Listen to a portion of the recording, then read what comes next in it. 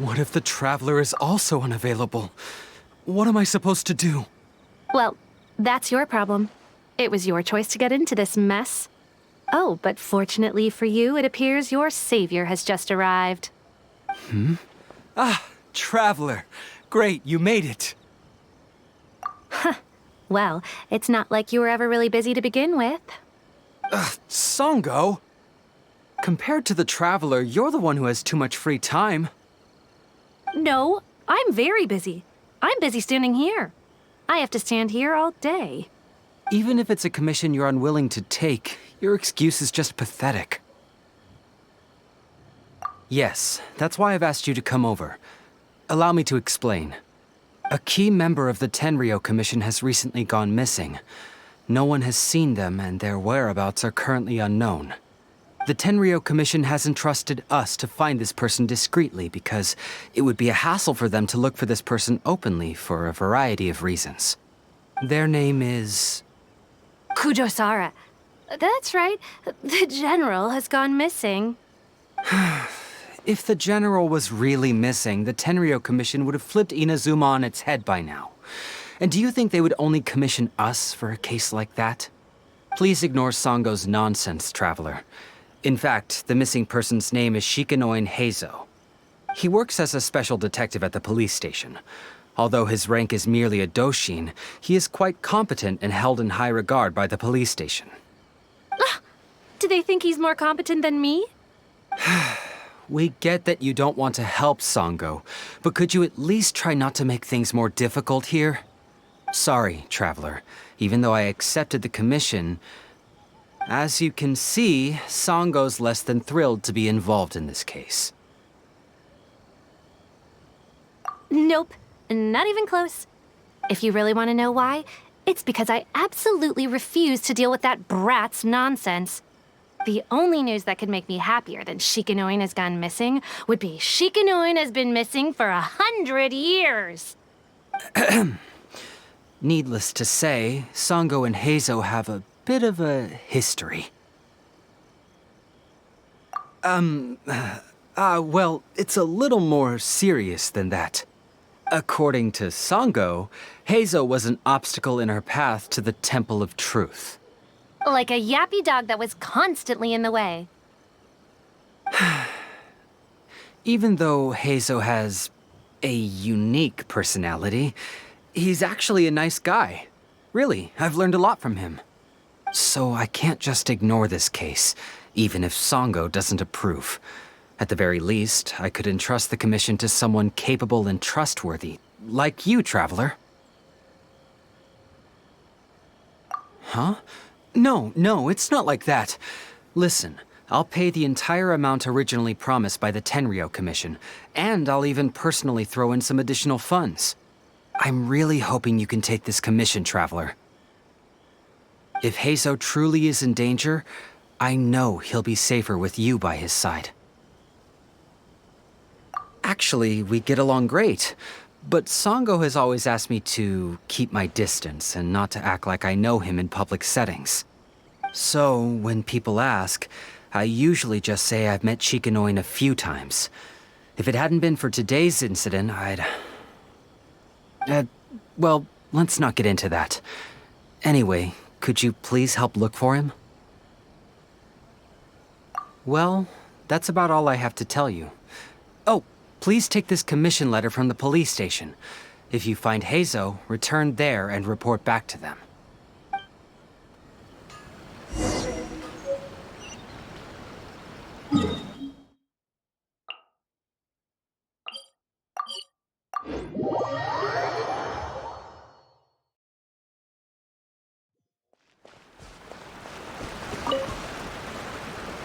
Oh, it's you, the captain of Swordfish 2?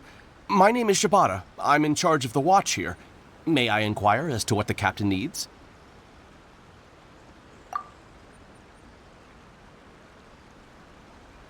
So his name is Shikanoin Heizou, huh? Yes, I'm familiar with the detective.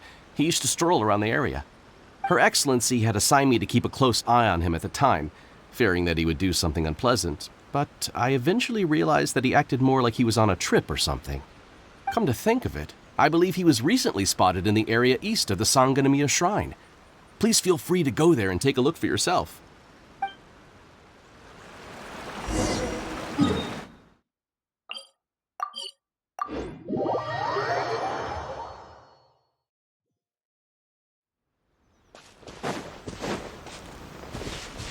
Come on, you guys. I'm nothing but a poor tourist with empty pockets. Please, you can just let me go.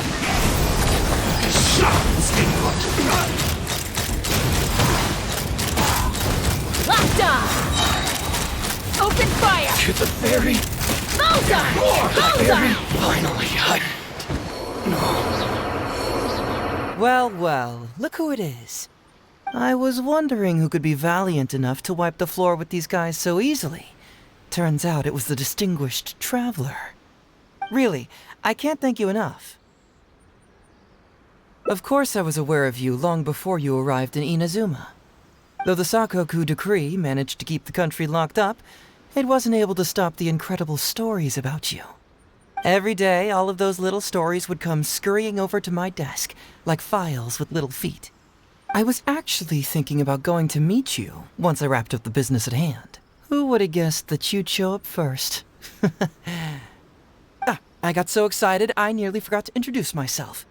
Ahem. The name's Shikanoin Heizou, Special Detective of the Tenryou Commission. It's a pleasure to meet you, traveler. I wish you all the best on your journey through Teyvat, by the way. Huh. I guess that means I've taken over as the main character in your story today. I've always heard that you take commissions from all kinds of people, helping everyone out with everything you can imagine. So now it's my turn to take your help, huh? Don't mind if I do. That was already obvious to me. It's no coincidence that you've arrived here. 'Cause that would be the stuff of an epic novel. The two protagonists of the story both travel to Watatsumi Island by chance and cross paths as if by fate. The traveler from afar heroically rescues the weak and defenseless detective from the clutches of the ruthless Nobushi. Traveler, you are so dreamy. Unfortunately, though, I don't believe in coincidences. So, guessing you came to me on the police station's commission, didn't you? I'm a detective. Can you guess what gave it away?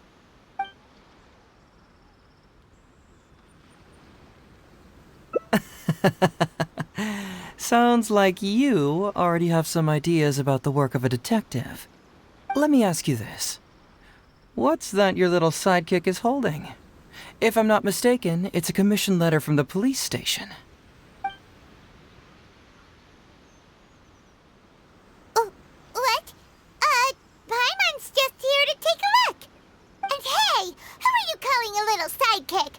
Paimon was worried he might be in danger, so Paimon came to help. Why are you two staring at Paimon? Is Paimon not supposed to be here? Yeah, I'm also just taking a look. He can look, but you can't.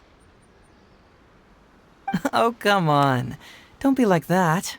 After all, this is the first time I've seen a voice. I must admit, I'm most intrigued. Huh? Voice? What are you talking about? A vision is an external magical focus, right? Well, similarly, a voice is an external voice box. I've heard that the Traveler isn't very talkative, but given how chatty you are, you must be his voice, right? That sounds awful! Paimon's not somebody's voice! Paimon's emergency food! Wait! Oh, Paimon's so upset she can't think straight! Paimon is Paimon! How dare you give Paimon such a terrible nickname?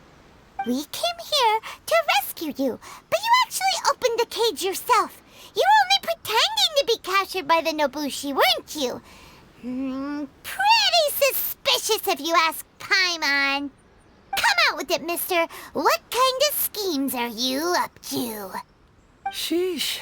For someone who says they don't want to be a voice, you sure do talk a lot.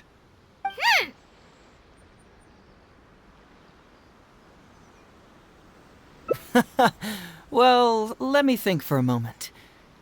Yes, all this started a long time ago, during the war. Kujo Takayuki, who was head of the Tenryou Commission at the time, had secretly asked me to investigate the military capabilities of Sangonomiya.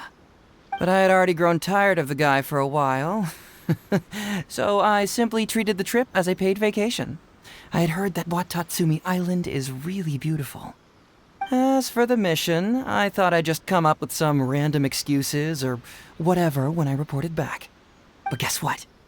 The first night I arrived on Watatsumi Island, I had a dream. The dream contained only one message, an echo resounding from the depths of the earth that kept ringing in my ears, saying,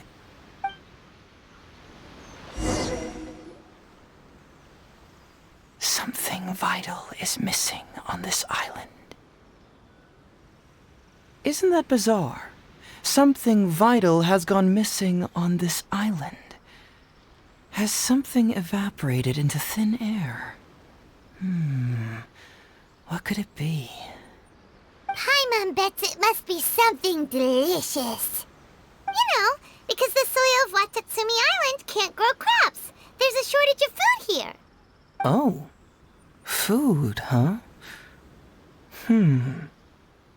How about you, Traveler? What do you think is missing?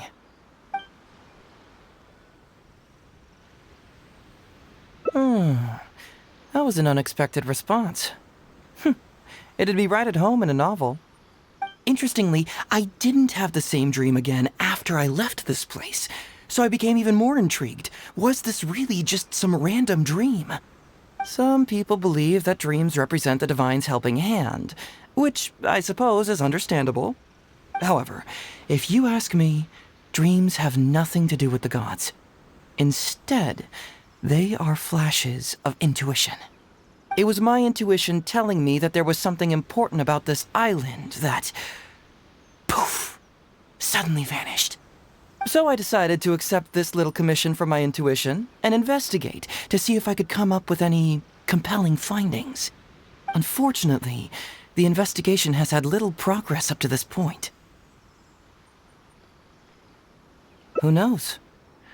I felt there was something peculiar about them, so I pretended to get captured to see if there were any leads that would surface. And that's when you showed up.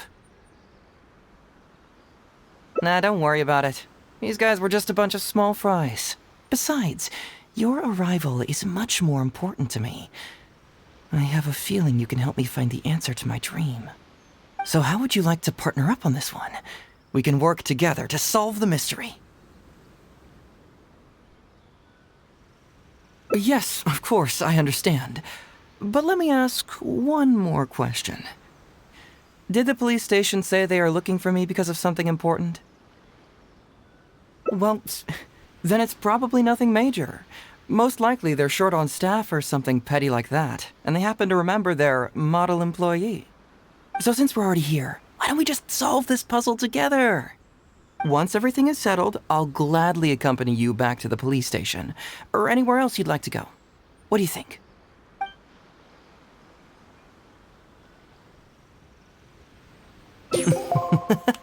It's a deal then, partner. So, let's get started, shall we? First, we can search the camp for clues.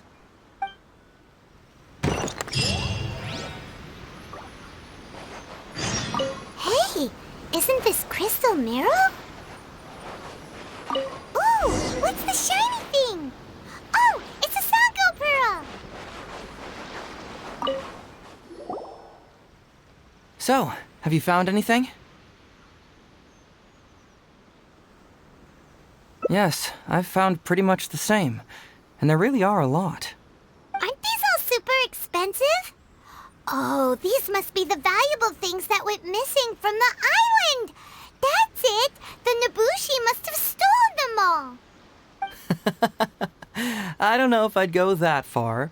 The Nobushi would be very hard-pressed to find many opportunities to get their hands on commodities like these. Huh? What do you mean? Did the Nobushi gather all this themselves? No, that's unlikely. Crystal marrow is a rare material for crafting weapons, and Sango pearls are an even more precious commodity. Here's what I think. Due to Watatsumi's poor soil, the island's economy is quite fragile and heavily reliant on the trade of these special resources. So, it's absolutely vital that they keep them under lock and key and well out of the Nobushi's reach. Which means they got lucky with a huge batch like this. My guess is they ambushed a caravan. If we go ask around the Sangonomiya Shrine, we can find out if there have been any recent instances of caravans being plundered. Perfect. I knew you'd be a huge help. Well, duh! The Traveler is Paimon's companion after all.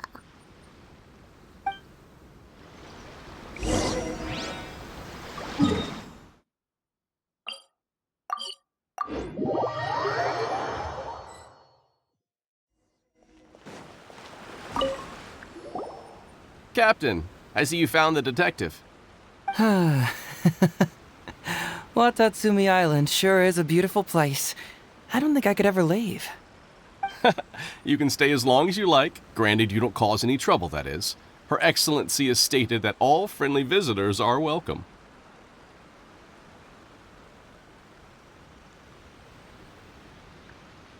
Incidents of stolen goods? Not that I'm aware of. Her Excellency has recently launched several measures to boost the economy, including the development of trade routes and establishing our own caravans. Troops have also been deployed to protect them, so it is only reasonable to assume that the current trade routes are already very safe. Any looting or theft would be practically unthinkable. That's strange. Then where did the Nobushi get those goods from? Huh? You mean you found goods of unknown origin? Yep, and it's all Sango pearls and crystal marrow, so we know it's local.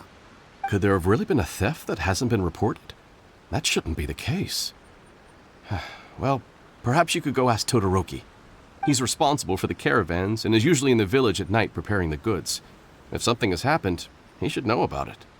Great. Thank you for all the info. Let's go. Hey, Traveler!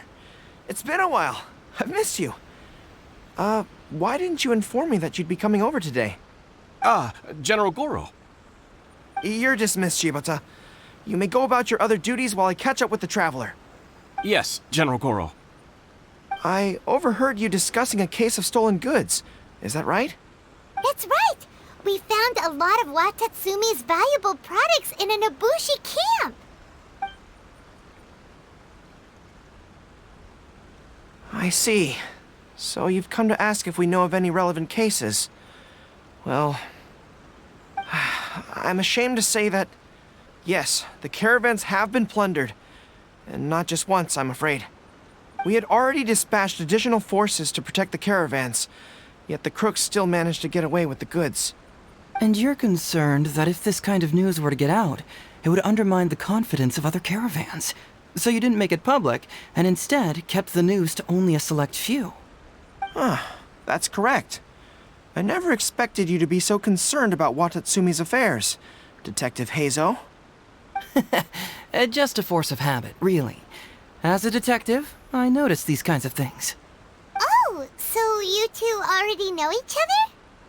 Actually, I've only heard of Detective Heizou from the soldiers' reports. We've never met in person. Darn it. You're right. Now that you mention it, I've been on Watatsumi Island all this time and still haven't properly introduced myself. Man alive, please forgive me. It's a pleasure to meet you, General Goro. I'm Shikanoin Heizou of the Tenryou Commission. Yes, it's a pleasure to meet you too. I'd like to express my gratitude to you for stepping in and helping recover those goods. Don't mention it. You never know what you'll find when you're out for a stroll.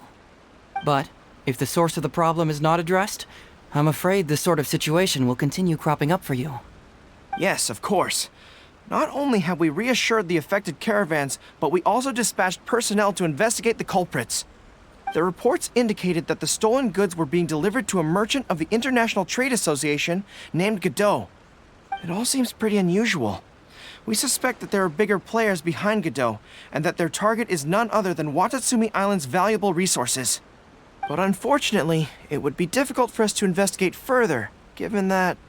Given that Rito, the island where the International Trade Association is located, is not part of your territory, yes. They have cleverly picked their base of operations. I can see you catch on quickly, Detective Heizou. It's my guess that you're telling us this because you're going to ask us to assist you in finding who's behind all this, right? You're always thinking one step ahead. Yes, those were exactly my intentions. And of course, we will prepare a generous reward for you. The recent end of the war, trade and commerce have now become an important component of Watatsumi Island's development. Ensuring safety of the trade routes is critical, and we can't afford any further incidents. So, will you please help Watatsumi Island, Detective Heizou? I'm willing to assist, but it all depends on what he wishes. Great! With both Detective Heizou and the Traveler on the case, I'm sure it'll be solved in no time. The situation is now in your capable hands. I look forward to hearing your report when you get back. All right, we'll take care of it. Traveler, let's go discuss where to head from here.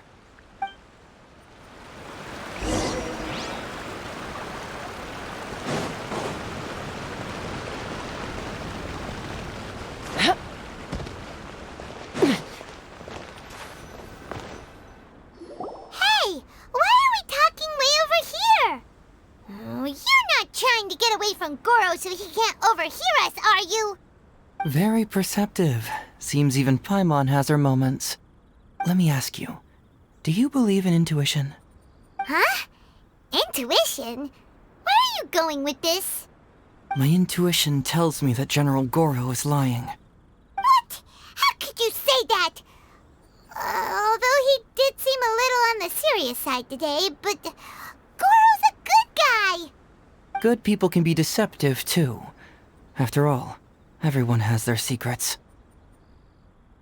Well, in my opinion, the timing of his appearance was a little too coincidental.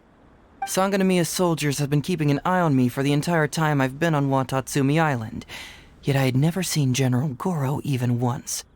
But today he came out and met with us, and even commissioned us to investigate a case. Maybe that's because the Traveler is here today, and Goro thinks he's more capable. Really? Huh. Then that makes things even more peculiar. If there are powerful players behind this case, and he needs to draw upon external support, then he should have taken action sooner rather than wait until today.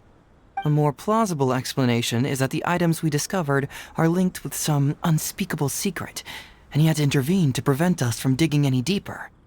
Then he put up a smokescreen to mislead us. I surmise that investigating the merchant Godot on Rito will yield no results.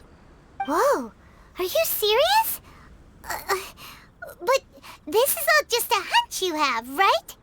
Actually, there is another key factor behind my reasoning, though you may not believe me. I sense something special about Goro.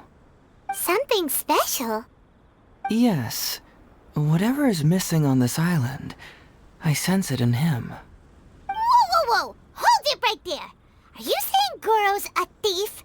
As in he took something valuable? It's not that simple. I can't fully explain it. It's just my intuition. Sure, I trust your judgment, but perhaps you're overlooking someone else, the true leader here.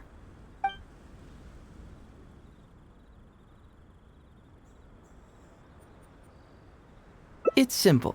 We should just investigate whatever it is they're trying to hide from us. And what were we planning to do just before Goro showed up? Oh, we were going to talk to the leader of the caravans. Yeah, someone named Todoroki. Bingo. There's no time to lose. Let's go talk to this Todoroki.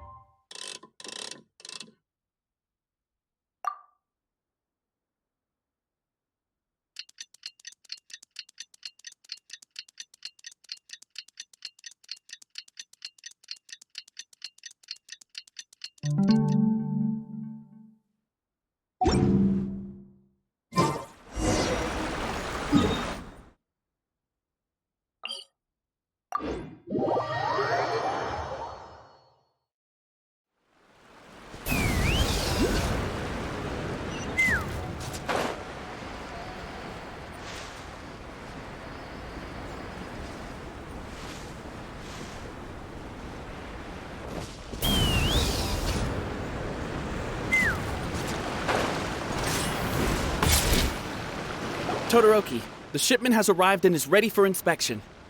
Good, let's go. Hey, it's Todoroki! Shh, keep quiet. Let's follow him and see where he leads us.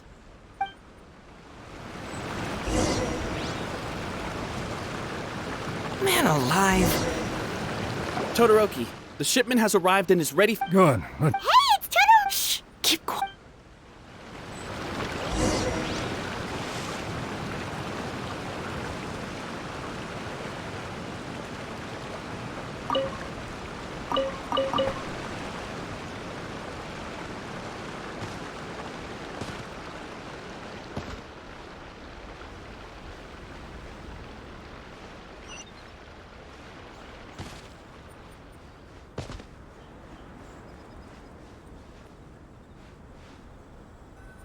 Your intel was spot on.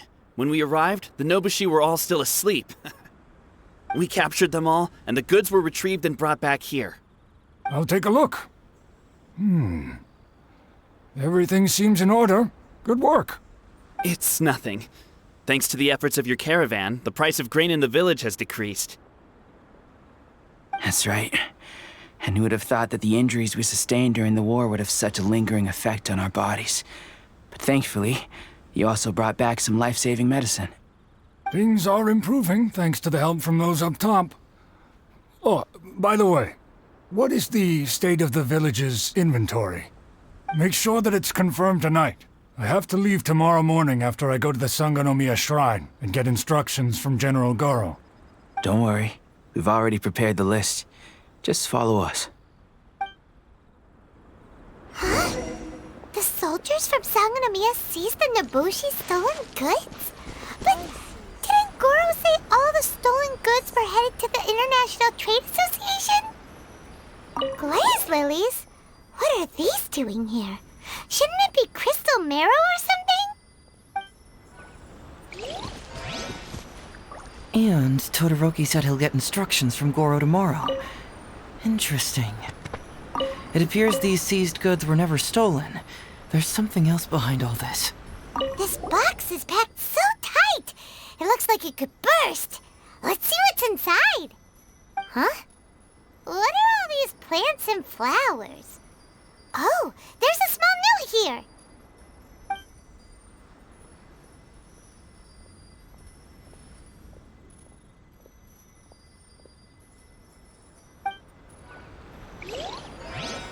Whoa! Chingshin? Paimon was expecting to find Sango pearls.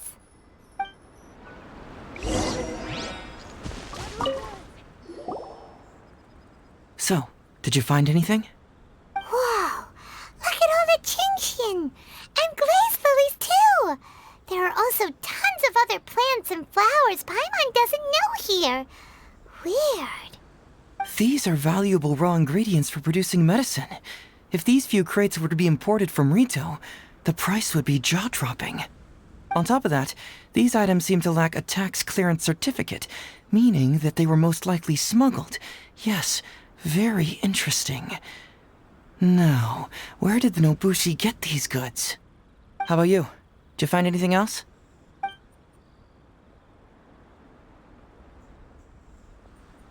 Foreign Trade Association? I've never heard of such an organization in Rito. And if it's regarding foreign trade, then smuggling is an even more likely possibility. All right. In which case, I have a rough hypothesis. First, we... Huh? Who goes there? Oh no! We've been spotted! Huh? Wait, Captain? Is that you? Oh, so it's you, Captain. You had me worried there. We almost mistook you for bandits. Captain, do you remember us? During the war, I was in the field hospital with Masashi. Teppei brought you to see us and helped find medicine for us. Hey, come on now. The captain wouldn't forget. I gotta tell you, Captain, we all miss you. We haven't seen you ever since the end of the war. When we heard that you were coming here, we just assumed you were only going to see General Goro and Her Excellency. The guys are all really hoping to see you. We're fine. You don't have to worry about us, Captain. No, you're not fine. Captain, you may not be aware, but Masashi previously fainted on the front lines. The doctor thought that it might be a neurological condition caused by overstimulated emotions. It's pretty serious. According to the doctor, if it hadn't been for the medication he's been taking, he would have developed dementia. And that was assuming the best case scenario. You're one to talk. Don't forget why I fainted in the first place. It's because I heard that you got yourself killed by an arrow. I couldn't handle all the emotion.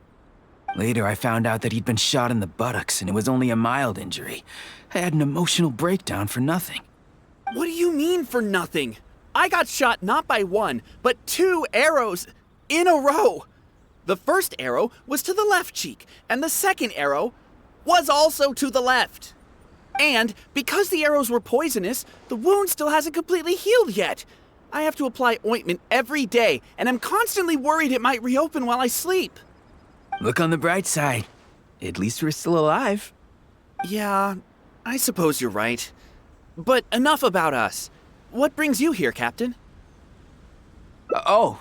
These goods are all seized from the hands of Nobushi and treasure hoarders.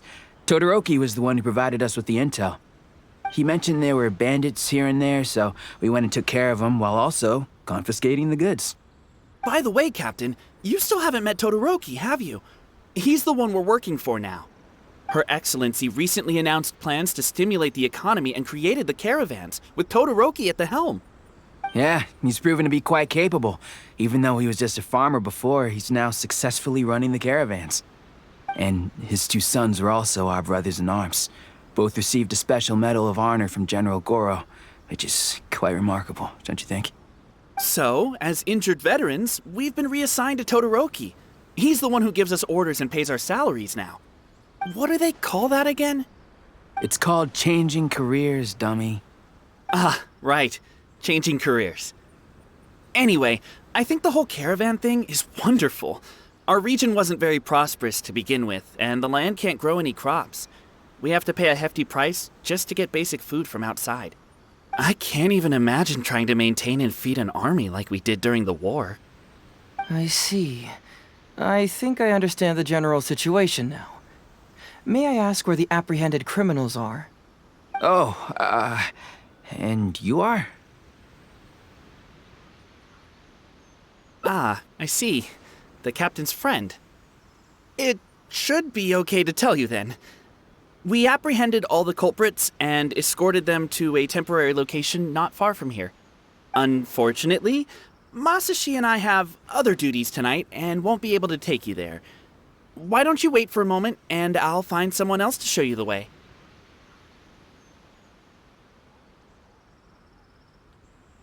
I'm pretty sure I've already got a grasp on what's going on.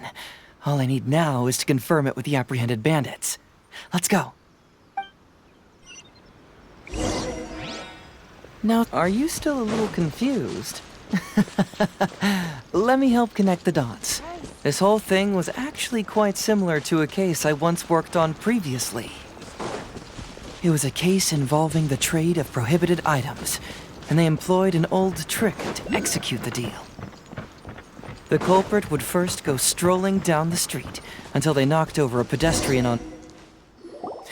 Sir, please forgive us, sir. We are nothing more than petty thieves. Sir, what do I look like? A commissioner? Does my friend here look like a commissioner to you? Officer! First, I'm gonna need to ask you a few questions. Sure. Go ahead, ask anything. The soldiers discovered many valuable goods in your camp. The goods don't appear to be from around here, so the question is, where did they come from? Oh, the goods? Right, we picked them up at the beach. You picked them up? Well, no, we, actually stole them. Be honest now. Tell me the whole story. Yes, sir. I mean, officer. We took those goods from a small merchant ship just off the beach, but we didn't exactly steal them. You see, the ship's guards all took off running the moment they saw us, They abandoned the goods, and we simply came and picked them up. But next thing we know, a group of soldiers arrives, and we're all apprehended. Talk about bad luck. We didn't even have a chance to stash away the goods before we got caught.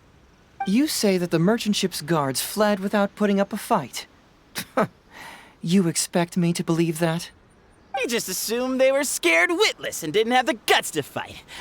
I'm not bragging or anything, but our boss is pretty intimidating. With his massive muscle and strength, he could scare anyone. You really expect us to believe all this? No, you gotta believe me. Just the other day, we scared off an entire squad of soldiers. When they noticed us, they went running and dropped their goods. I swear. I still remember seeing tons of Sango pearls and crystal marrow on that load. All nice and shiny, too. Whew, it was amazing. Unfortunately, a bunch of pirates came later and snatched those goods. It just happened that our boss had diarrhea that day and couldn't hold off the pirates. This luck of ours. Wait a tick. Pirates? Yep, no doubt about it. They came on a massive ship, and their captain was a pretty lady with an eye patch. We had no idea how powerful she was. It was like boom, boom, thud. Only took 3 hits before she knocked out the boss. A pretty lady with an eye patch? Oh. Does this description remind you of someone, Paimon? No! Doesn't remind Paimon of anyone. Okay. And how about you?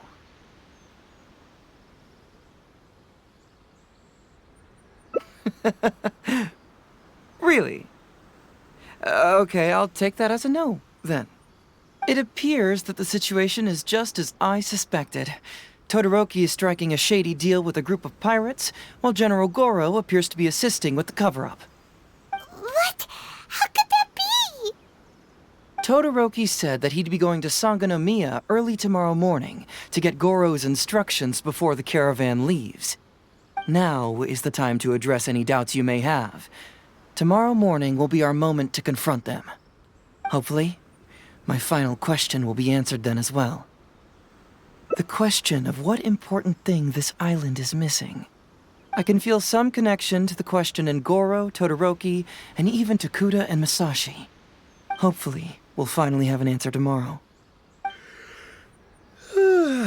Let's get some rest. I'll see you at Sangonomiya tomorrow morning.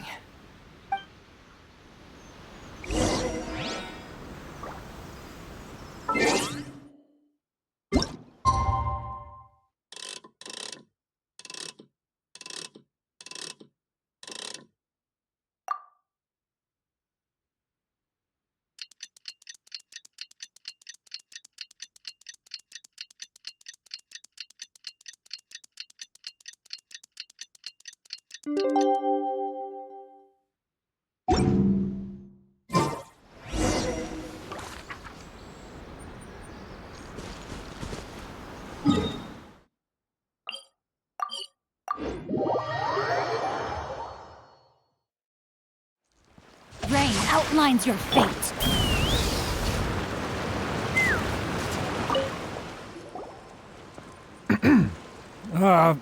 Who are you?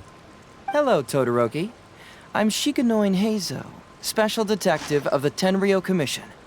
I believe you've been manipulating large-scale illegal trades for some time now. Mind if we talk about that for a bit? You can't just go around spewing such nonsense, young man. And what if I'm not talking nonsense? Ridiculous. I don't have time to listen to this. Get out of here, you little brat. I know I'm on the younger side compared to you, Todoroki, so I'm sure you must have heard the old saying. Off the scale, some goods only weigh a couple pounds, but on the scale, they weigh more than 1,000. So the question is, do you want to put your goods on the scale or not? What are you trying to say? Well, nothing. All I want to hear is you personally confirming what we already know to be the truth. Masashi! Tokuda! Arrest these people! Huh? Todoroki, what's wrong?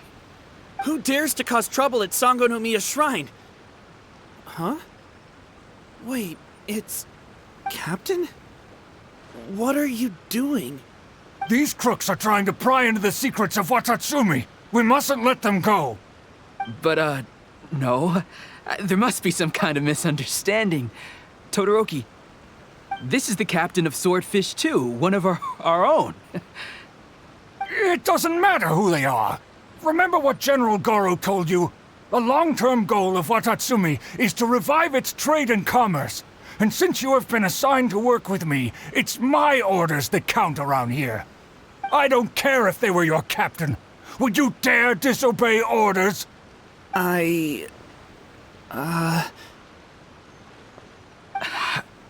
What do we do? Well, what are you waiting for? All right, I see how it is. If you two won't do it, I will. I really hoped it wouldn't come to this. But... here we go. Wait! Everyone, stand down! General Goro! You're here. My apologies. Traveler, Detective Heizou. I wasn't telling you the truth. Todoroki, the Traveler here is the hero who saved Watatsumi Island. Without him, Watatsumi Island would never have found the peace it has today. We mustn't raise our weapons against him. How could you be so naive, General Goro? If we let them go free, then who's to say the Shogunate won't come after us tomorrow? If the Shogunate decides to investigate, we won't be able to hide the truth. I wouldn't allow them to take you, Todoroki. Let's not kid ourselves. If going to jail could solve the problem, I would go and turn myself into the Tenryou Commission right now. The question is, what are we going to do with the goods? Will you be able to keep them? Not to mention the chance of astronomical fines. Can you afford that? Goro, we both know that Watatsumi Island is a barren land. Plant 100 radishes here and maybe only 3 would grow. And those 3 combined would still be smaller than just 1 carrot imported from elsewhere. You can't grow food or medicinal herbs here, and if we buy them from Rito, we pay exorbitant taxes. My eldest son died fighting on the battlefield. But do you know how my second son died? He died because there was no medicine to treat him. You awarded both of them medals of honor, but did that save their lives? Can medals heal Tokuda and Masashi's wounds? No. It was the medicine that I got that saved their lives. If we detain them today, the Shogunate will never know what we've done. Besides, we're only a few months away now. We will set them free once the new bill is passed in just a few months, and everything will be okay. None of what happened here will be mentioned again, and life on Watatsumi Island will continue to improve. I understand, Todoroki, but they won't... I can trust the Traveler won't, but the detective here is a Tenryou Commission officer. Forget it. You're the general. I'm just a radish farmer. It's a new commodity tax bill currently being drafted by the Kanjo Commission. The bill exempts taxes on goods that are in short supply on Watatsumi Island. Once the bill is introduced, we'll be able to buy commodities that we need from regular marketplaces. Oh, I see. Man alive. I wish I had known sooner. In that case, how about we put your fears at ease and I'll stick around here a little longer. You know, until the bill is introduced. Huh? Detective Heizou, are you saying that... You mean you're willing to stay here, young man? Come on, you two. What's with the strange looks? You've been keeping me under close surveillance, haven't you? Surely you must have noticed that aside from being a detective, I'm also an ordinary tourist who likes to enjoy good scenery.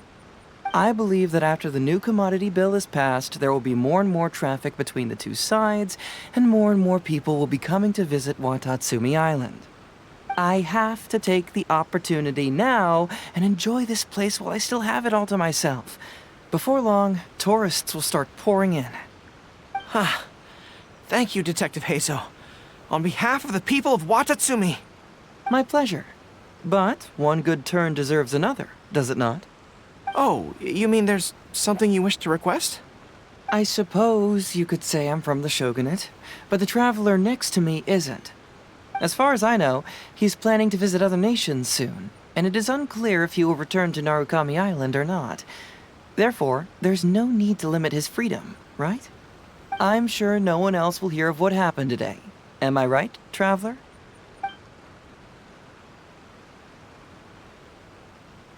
Well, it's settled then. He will always be an important partner to Watatsumi, and I would never dream of limiting his freedom. So please, don't worry, Detective Heizou. I'll hold you to that. But if I ever find out you've lied to me again, there's a chance I'll lose my cool. I'm sorry for not telling you the truth earlier. It's a serious matter, and I didn't want outside parties to become involved. But today, I realized my poor judgment. How could I possibly hide anything from Detective Heizou and the Traveler? I'm glad you understand now. But, in all honesty, I'm the one who should be thanking you. It's because of you that I was finally able to reach an answer. After all, nothing makes a detective happier than putting a case to rest. Ah, I understand now. You really are an interesting person, Detective Heizou. No, I'm afraid you don't quite get what I mean. I'm sorry? Wait! Paimon gets this one! It's the answer to your question, right? The one about the thing you sensed coming from Goro and the others. Now you figured it out! What? The thing you sensed coming from me? But I always have excellent personal hygiene. No, not like that. Hey, traveler, could I talk to you for a moment? Besides, I haven't had a chance to thank you yet.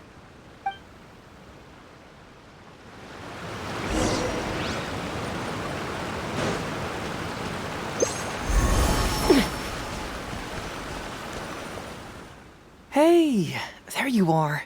Come here, look. It's beautiful, isn't it? Watatsumi Island. It's remarkable how such a barren land can give life to such wonderful and stunning scenery. To be honest, I am grateful to you for this trip. Before you arrived, I was running around like a headless chicken. Even if I happened to find out what was going on here, I wouldn't have been able to uncover any concrete information without you present. I'm just sorry that I promised I'd accompany you back. It appears that I won't be able to do so for the time being. So please, cover for me in the meantime, okay? It's all in the past now. Let's just chalk it up as an intriguing experience I had on my trip here. Besides, that's not what I wanted to investigate anyway. Yes. Everyone you led me to and everything they said brought me closer to the answer. And now I finally get it. Watatsumi Island is an ancient land where the soil is poor and many crops do not grow because it's lacking a certain thing. But what the inhabitants of this land do have is bravery. They were courageous enough to stand up and resist the gods and accomplish what they knew could not be done. This is yet another instance in which that certain thing shines. That missing element. That certain thing is what I sensed present in Goro, Todoroki, Tokuda, and Masashi, which is the true vitality of this land. I guess I was mistaken when I declared that something was missing. That something from this island had evaporated into thin air. Because even something that evaporates is not gone. It's still there, just in a different state of being. When water is heated by fire, it evaporates and eventually finds its place in the sky. Similarly, when the land was harmed, its vitality evaporated and eventually found its place among the inhabitants. This is the final answer I've been searching for. Anyway, thanks again. You know, even though we just met, I wish you could be my partner all the time. Call me greedy, I guess. Of course, I know that's impossible. You have your own journey to complete. So I'll just keep doing what I can. Hopefully keeping my memories from evaporating safe and sound in my mind. That way, I'll always be able to remember these beautiful things. The beauty of Watatsumi Island, the people who are full of life and vitality. And you two, who were by my side.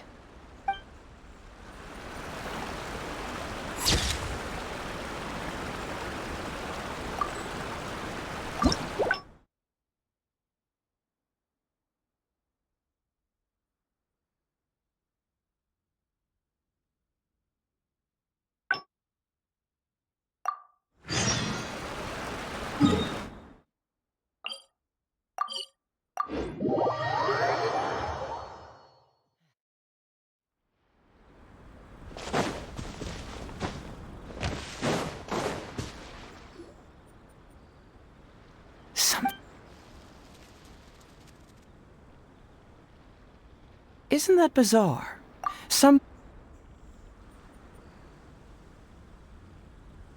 You mean the Great Serpent? Well, that's an interesting answer. But the Electro Archon hasn't abandoned this place. Interestingly, I didn't have the same dream again after I left this place, so I became even more intrigued. Was this really just some random dream? Some people believe that dreams represent the Divine's helping hand, which I suppose is understandable. However, if you ask me, dreams have nothing to do with the gods. Instead, they are flashes of intuition.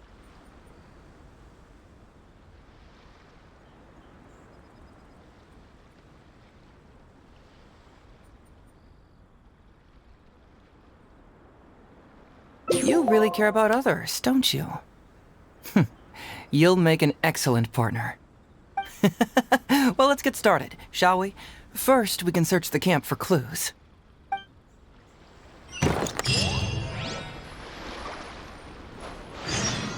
Hey, isn't this crystal mirror? Ooh, what's the shiny thing? So, have you found anything? Yes, I've found pretty...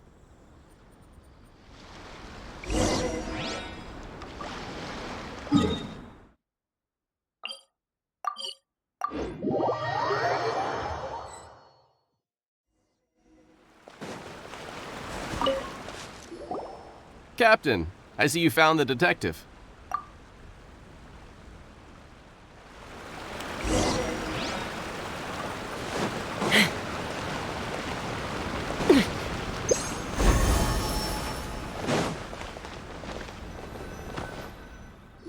Hey, why are we talking way over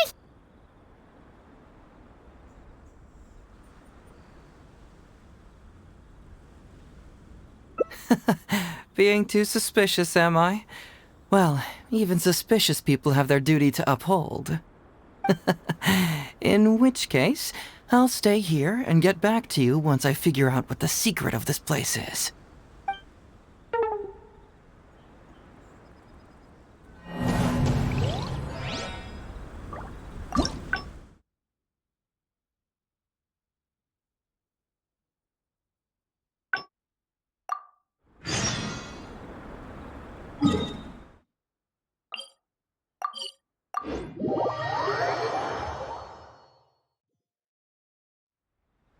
Take me up!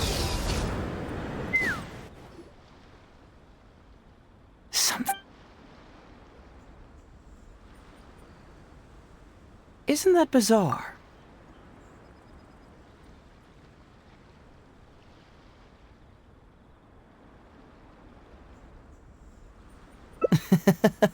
Perhaps Watatsumi Island doesn't value your little partner as much as you do. Well, as long as the Traveler still appreciates Paimon, then that's fine. Interestingly, I didn't have the same dream again after I left this place.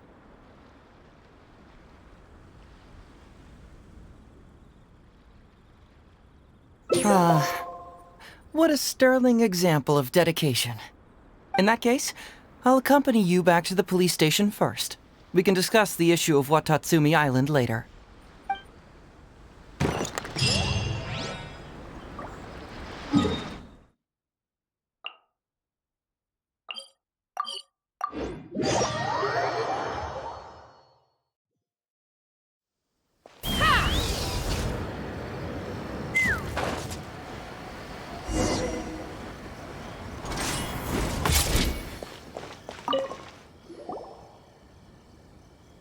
Oh, look who showed up. Heizou, you're finally back.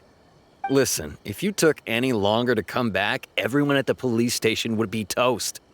You say that every time I come back, Uesugi. However, something does feel a little unusual about the police station this time. Come on, would I ever lie to you? Madame Kujo-Sara is here, and she's on the warpath, so be on the lookout. What's that lady doing here? Doshin Shikanoin, I see you finally returned.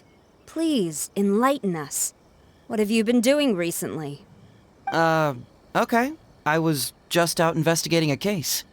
Don't give me that. I checked the records here. You didn't take any cases. Actually, it's a case of personal relevance to me. These two can attest to that. Traveler? Paimon, what are you two doing here? We're the ones who brought Heizou back. Brought him back? Can someone please explain? Well, Madame Kujo-Sara, because we couldn't locate Doshin Shikanoin, we commissioned Detective Ryuji from the detective agency. Shortly after, Ryuji returned to tell us, that he had given the commission to the Traveler, and then... It used to be that the Tenryou Commission assisted others with disappearances, but it seems these days others are now assisting us. You've done it this time, Shikanoin. I think I've really seen it all. I mean, is it really so unusual for officers and citizens to assist one another?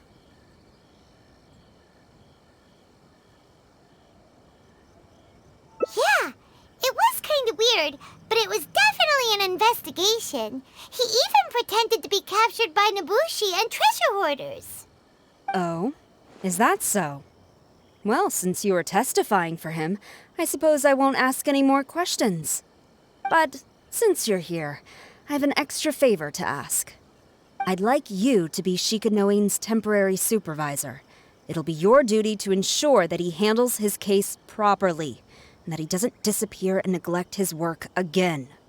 I'll be sure that the police station prepares the appropriate compensation. Oh, yes, Traveler.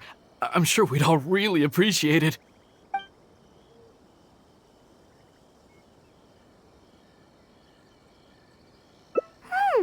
Heizou seems to be happy with the idea.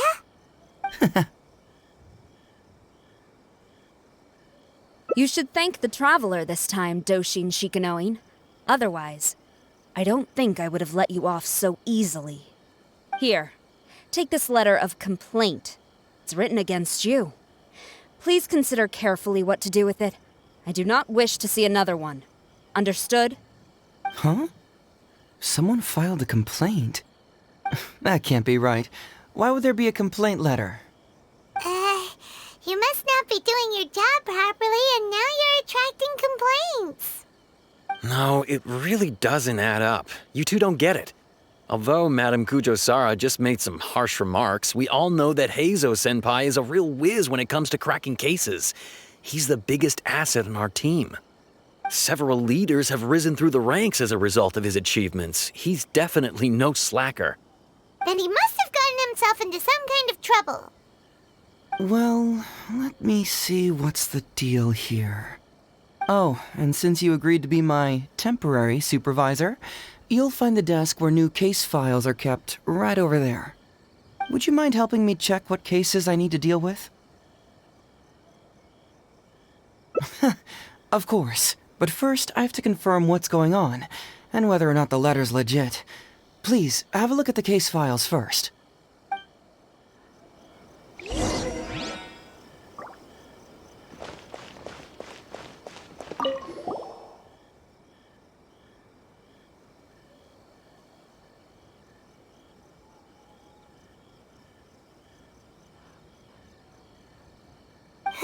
Give a dog such a strange name.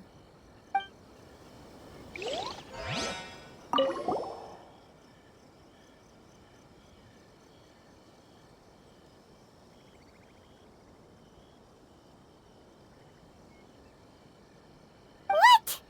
Not him again.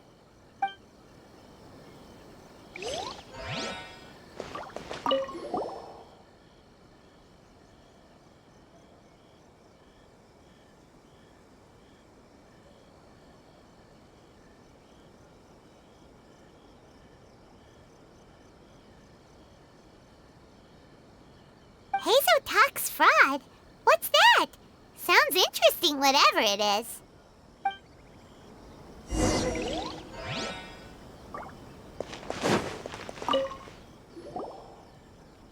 So, have you gone through the case files? Is there anything that caught your eye?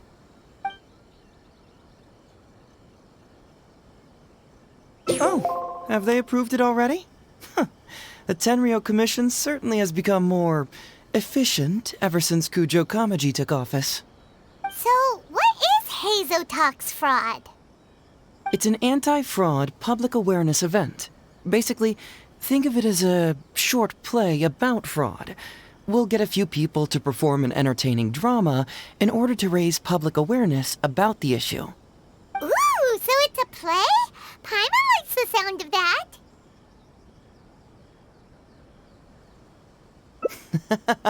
Well, see, fraud is a major issue here. You've traveled between different nations. I'm sure Mora isn't really an issue for you. You have to understand that scamming the poor of their money is essentially robbing them of their lives. Left unchecked, the situation could potentially deteriorate into something more serious. That makes sense. But will putting on a performance really work? It's hard to say. Preventing crimes is more difficult than solving them, there's no doubt about that, but prevention is also a more worthwhile cause. Maybe only a small number of people who attend the event will ever actually encounter a scam artist.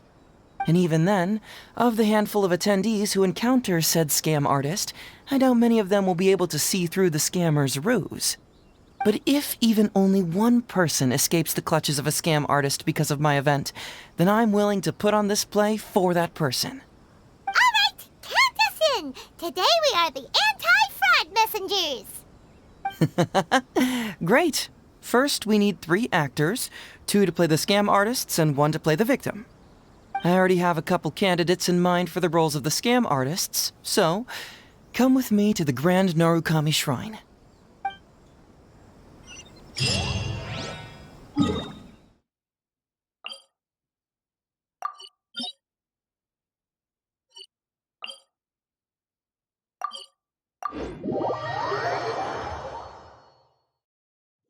Ooh, if we're going to the Grand Narukami Shrine, are you planning to recruit Miko for your play?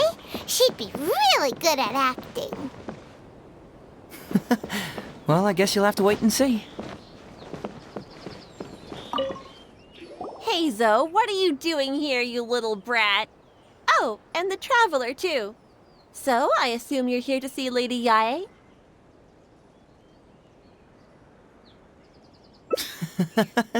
Hey, come on, cuz. Maybe I'm just here to see you. Don't play your little games with me. If the Traveler isn't looking for Lady Yae, then you must be here looking for Etsu, right? You still know me best, cuz. Please wait here. I'll go get her. So we're not here to see Miko? Bummer. I'm flattered, but even if I wanted to, do you really think I could convince Lady Yae to join a little event like mine? Get the Traveler to ask her next time. He can do it. Well, hello, Detective Heizou. It's been so long since you last came to see me. You know, it's cruel to keep a girl waiting. Hey, community service isn't all bad, is it? I'm sure it's better than prison, at least. That's right. I was careless and found myself caught up in a case of fraud.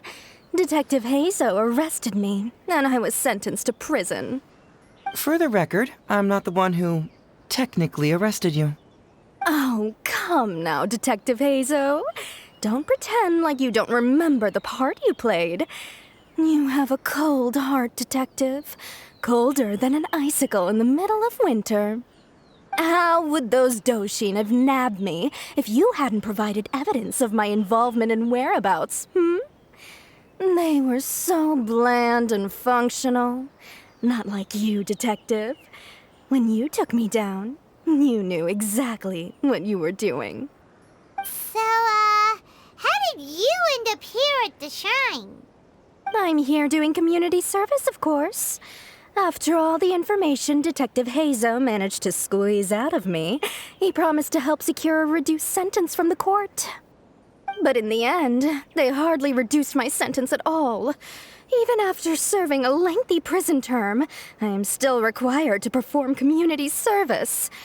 I have to spend the entire day sweeping leaves or wiping floors. Just look at what the work has done to my soft and delicate hands. So, don't believe a word that comes out of his mouth. I helped you get community service because you were credited with assisting the investigation. But if you find it too exhausting, I can always send you back to prison again. Oh, come on, Detective Heizou. Now you're just toying with me. Don't give me that. Listen, I'd like to invite you to the anti-fraud event I mentioned last time. It's tomorrow night, and you'll be a VIP guest. Let's see. Appearing in the event would be equivalent to, what, 5 days of community service? How does that sound? Only 5 days? That's hardly anything. 5 days not enough? Okay, how about 4 days? Hey! That's a day less than what you just promised me, Detective Heizou. Oh, my mistake. 3 days. All right, I'll go. Just stop playing with my heart. And may I ask, will they also be coming as a guest tomorrow night? No wonder you're treating me so coldly today, Detective Heizou. Looks like you found someone else to keep you company. And what a charmer they are. I get what you see in them. I mean, you'd have to be blind not to. Etsu, now's not the time. If I hear you talking like that to my friend again, I'll make your community service even more unpleasant than your time in prison. Oh, I'm so sorry. I had no idea they were your friend. Really. Well, now you do. Just be sure you're ready tomorrow. I'll send you the location, time of the event, and the script, so don't be late. All right, on to our next candidate. He should be in town right about now.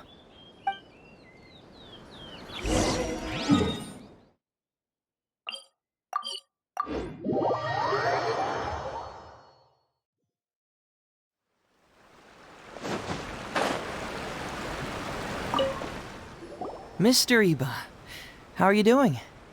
Oh, well, if it isn't Heizou. Thanks to you, I haven't kicked the bucket yet. Well, it's good to see you're alive. And well. All right, out with it. I know you wouldn't come see me for nothing. I see you're still sharp as ever, Mr. Iba.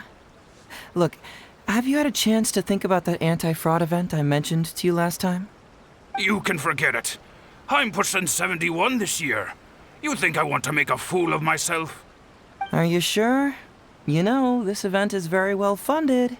And now that the Sakoku decree has been repealed, I heard that your granddaughter Kazumi wants to take the chance to travel. If you participate, she can go without worrying about money at all. Huh? How did you know? Sure, I paid a hefty fine at the time, but I can still afford her travels.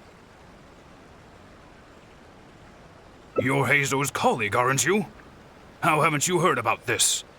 Well, it just so happens that Mr. Iba was a well-known figure in Inazuma back in the day. His Iba Trading Guild was even bigger than the current International Trade Association. Don't bring it up again. If I hadn't been misled by that foreign merchant, I never would have become a commercial scammer. Fortunately, young Heizou here has some respect for the elderly and applied for a probationary sentence. Otherwise, I don't think I would have ever seen the light of day again. Well, if Heizou was so good to you, then you should help him out too. He's not as innocent as he looks, you know. He just knows it's easier to get information when we're chatting outside. Ask him if you don't believe me.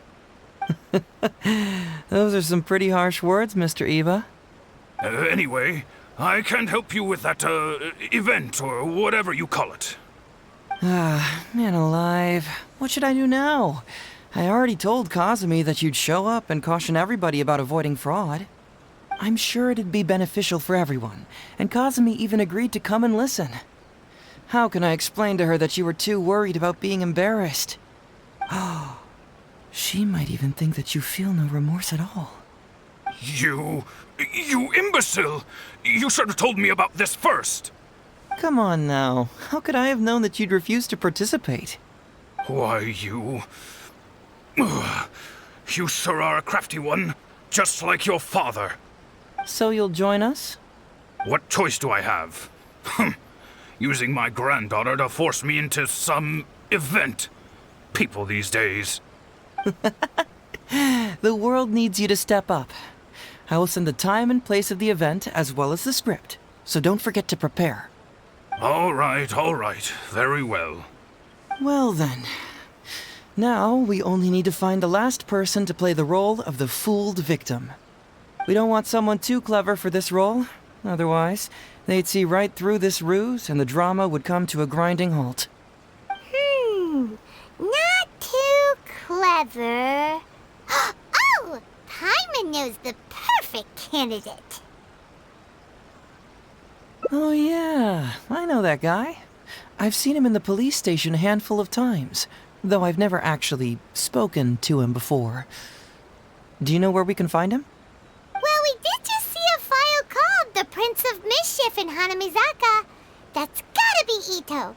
He must be in Hanamizaka. All right then. To Hanamizaka we go. Oh, but knowing his reputation, I'll need to bring a little something along just to guarantee we can secure his participation. You go ahead. I'll catch up.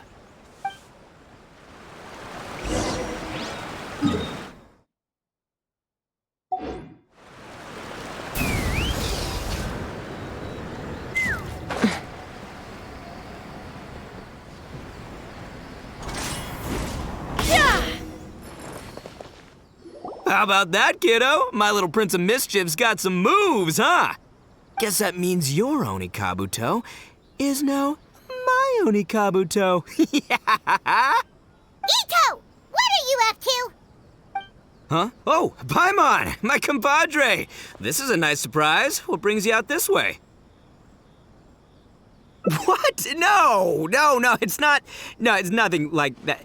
They let me look after their Onikabuto just for a little while for safekeeping, and then, once they've gotten stronger, they can come and take him right back. You win some, you lose some. That's right, my little guy. Good attitude. All right, see you around. Okay, yeah, bye. There's just no helping this guy. Oh, an anti-fraud event?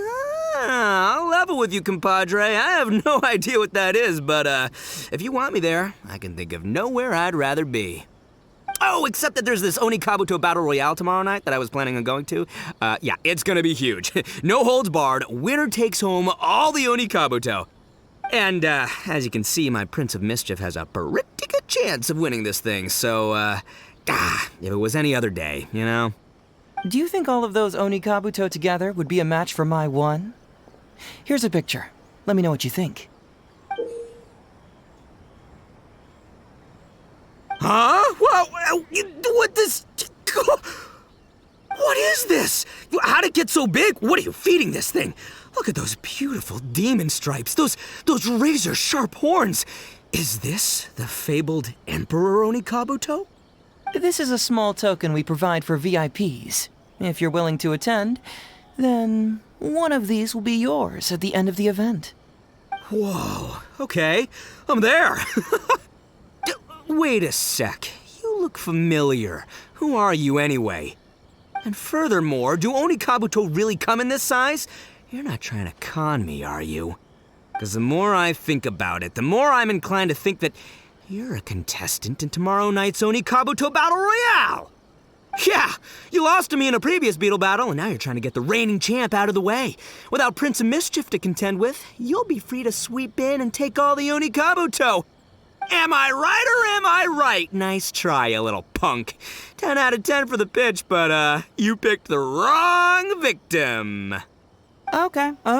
Then again, consider this. If your Prince of Mischief isn't competing, what's the point of me taking part? After all I'd stand to win is a bunch of puny little larvae. No? Well, you've stumped me there. You are completely right. I can't believe I didn't think of that. Sorry, my bro, my main man, my buddy. I had you all wrong. So, you're sure this guy's our best choice? Yeah, see? He was already wondering if you were trying to con him. Then allow me to introduce myself. I'm Shikanoin Heizou. I've seen you around a few times before at the police station. Huh? Oh, yeah, I remember now. No wonder you looked so familiar. You were that guy who was in for stealing other people's Onikabuto, right? Listen, Heizou, hombre, did you apologize to them? You can lose like a man, you can win like a man, but you can never steal like a man. And that's a little Ito nugget. Ito! He works there, for crying out loud! He's not one of your fellow inmates. What? Oh, jeez. What's wrong with me? How could I forget? Of course I know you. I remember you now. For real, this time. You're the guy who sells lavender melons at the station, aren't you? A lavender melon seller? At the police station? Don't be ridiculous! I know what I saw, okay? Several times now I've been sitting there starving in jail when this guy comes and slips me a few lavender melons on the sly. Didn't even want payment. Solid guy. Yeah, that was me.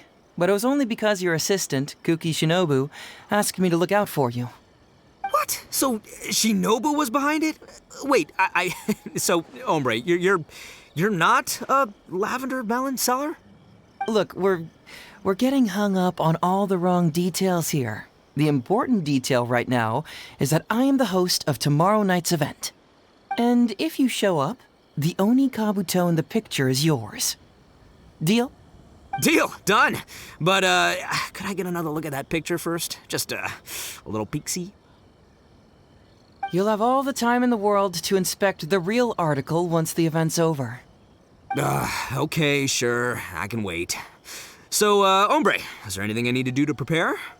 Because if I'm doing this, I'm bringing my A game, all right? No half measures here, I'm gonna do this right. He sure picks his moments to start acting responsibly. Okay, so for this event, you, my, bro, will be participating in a short anti-fraud play along with 2 other VIP attendees. The main thing we ask is that you just relax. Try not to be nervous. I have the script, right here, if you want to take a... Script? What? It sounds like someone's never seen the Arataki gang perform before, huh? Don't you worry, hombre. The Arataki gang is a little beyond the need for scripts. You'll see, this Onikabuto will be well worth your investment. You, don't need a script? Wow, well, now I'm excited. See you there tomorrow night. You bet. I'll be there. I'm gonna tell the gang about this, too. They'll all be there to support us.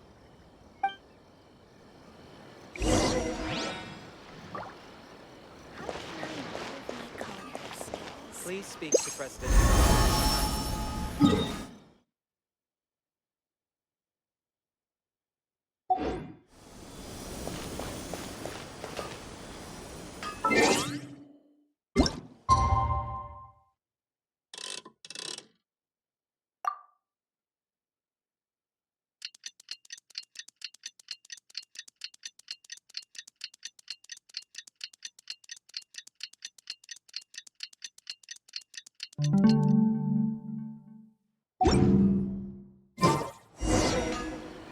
I'd have lost myself long ago.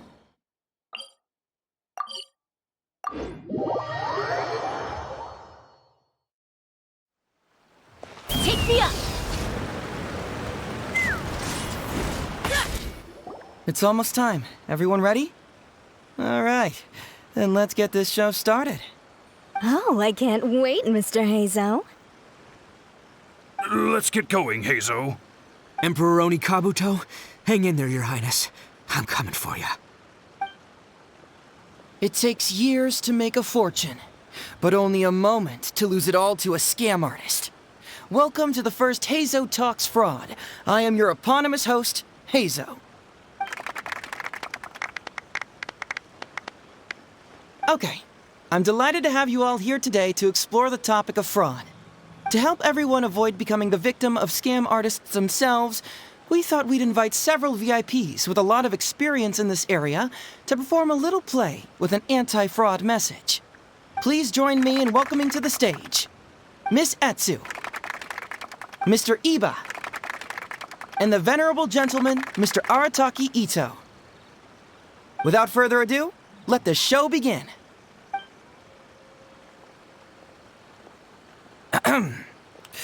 It was just another bright sunny day when a distressed Miss Etsu brought her elderly grandpa, Iba, into the police station to report a crime. There, they were greeted by a kindly Doshin, surname Arataki. Doshin Arataki, please help us! My poor grandpa has been defrauded! Doshin Arataki? You talking to me?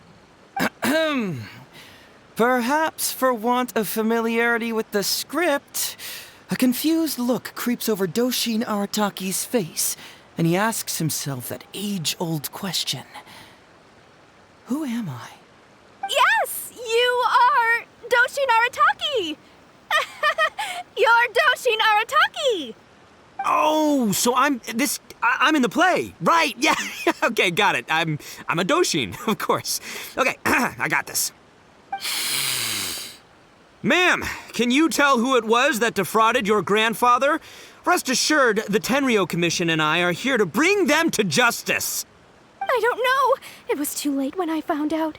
They took all of my grandpa's money, and all they left was this note. Doshin Arataki frowns as he realizes this is more complicated than he thought. He takes the note in his hand and reads it out loud. I am the Raiden Shogun. I am currently being held hostage by the Crux fleet and urgently need 200,000 Mora to secure my release. Please place the ransom Mora on the north coast of the deserted island. When all of this is over, I will promote you to General of the Tenryou Commission. It's the almighty Shogun. We cannot let Her Excellency come to harm. But this is a scam, surely. I mean, 200,000 Mora? Kinda lowballing it for the Electro Archon, don't you think? Shouldn't it be like, 300,000 at the very least? Well, I sure thought so, but Grandpa's already parted with the money.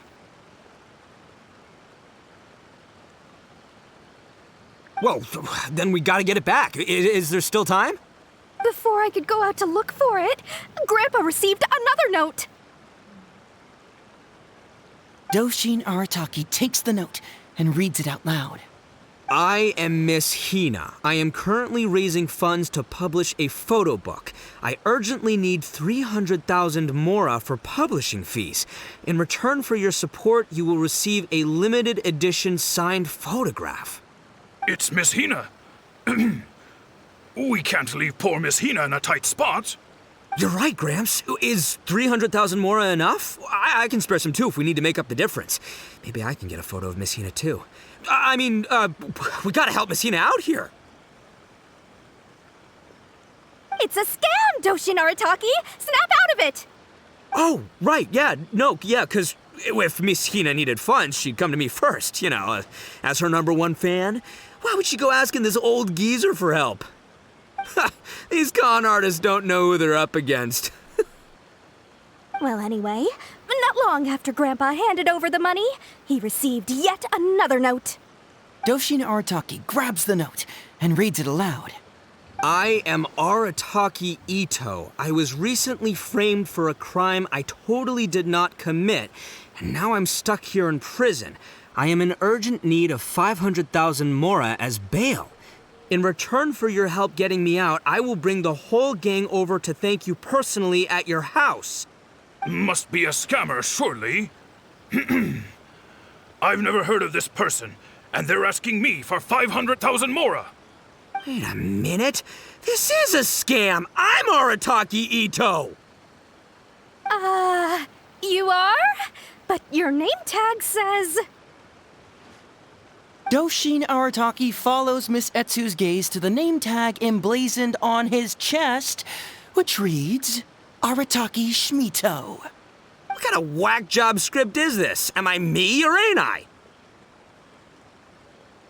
So, the bail money? Nope, no way, not a chance. Arataki Ito would never ask innocent people for Mora in order to post bail.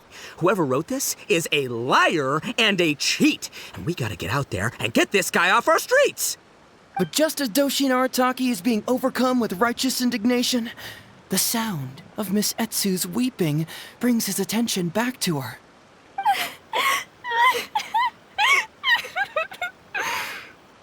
Miss Etsu, don't you worry. We're gonna catch the people who did this. Even if you do catch them, how are we ever going to get Grandpa's money back? Oh, whatever are we going to do about all those Onikabuto? Onikabuto? Wait, what was that about the, Onikabuto? Oh, well, Grandpa is a major Onikabuto breeder in our village. His are the biggest and strongest Onikabuto around. People come from far and wide to buy from him. We recently received an order that was too big for our current capacity. We were planning to expand Grandpa's facilities, but then we were swindled out of all of our money. Right after we'd signed the contract, too. If we don't deliver these Onikabuto on time, Grandpa will have to pay huge damages.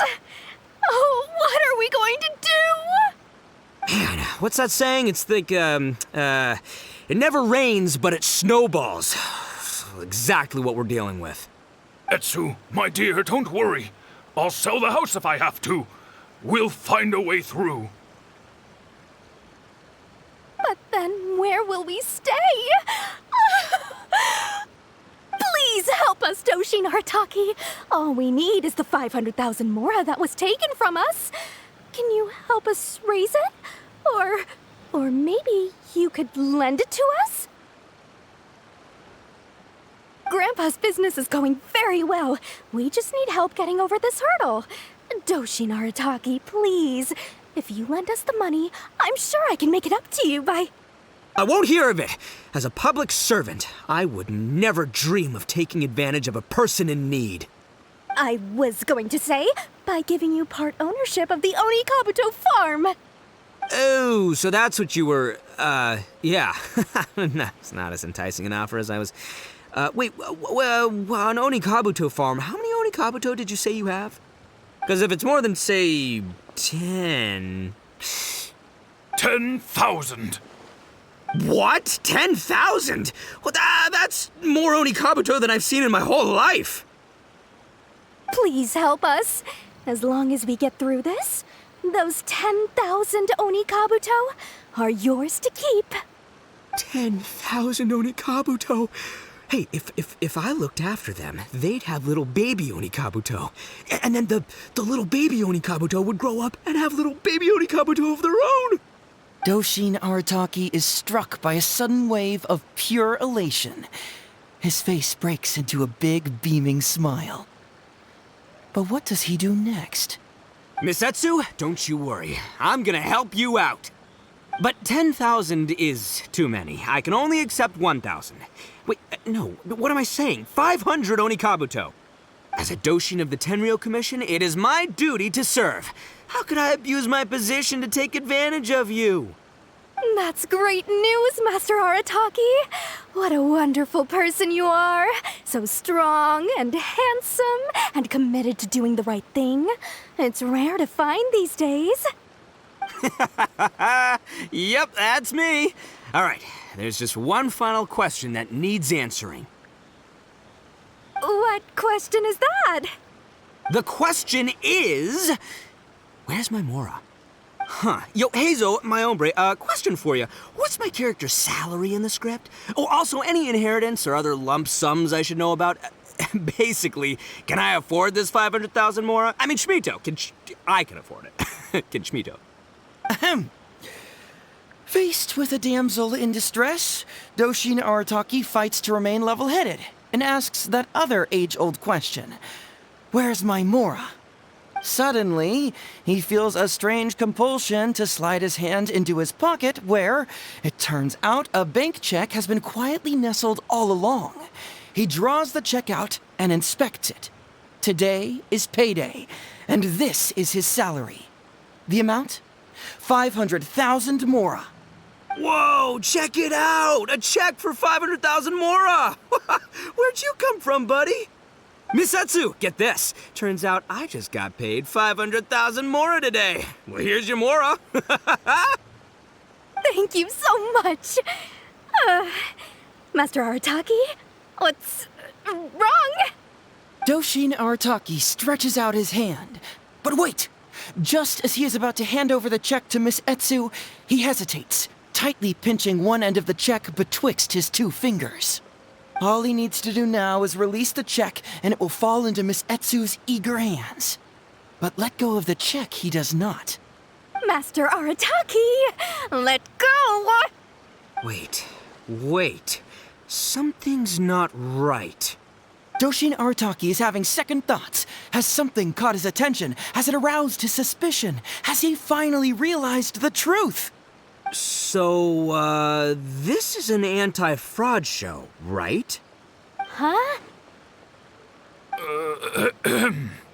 A spark of intuition bursts to life in Doshin Arataki's mind.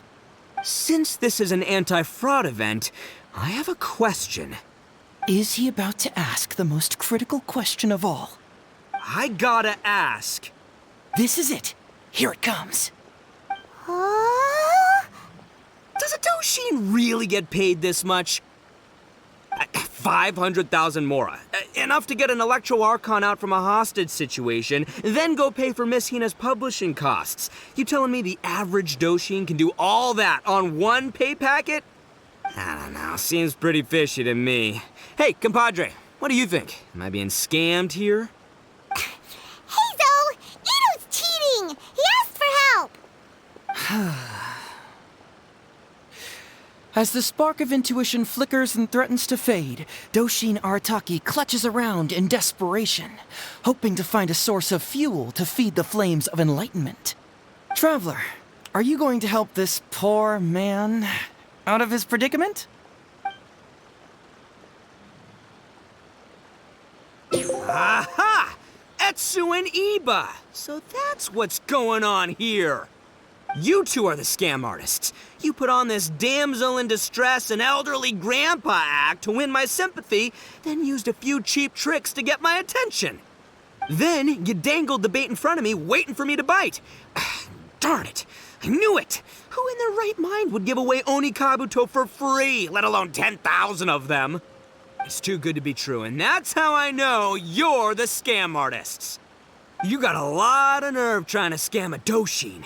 You're coming with me, and you'll give a full confession if you know what's good for you.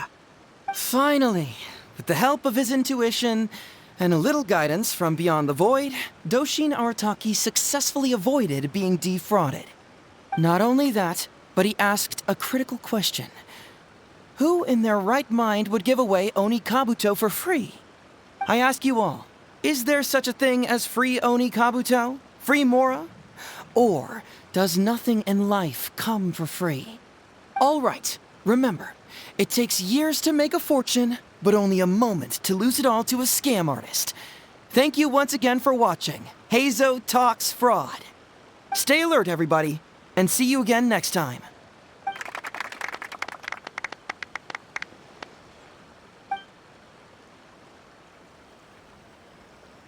So, how's my acting? I think I did just fine without a script.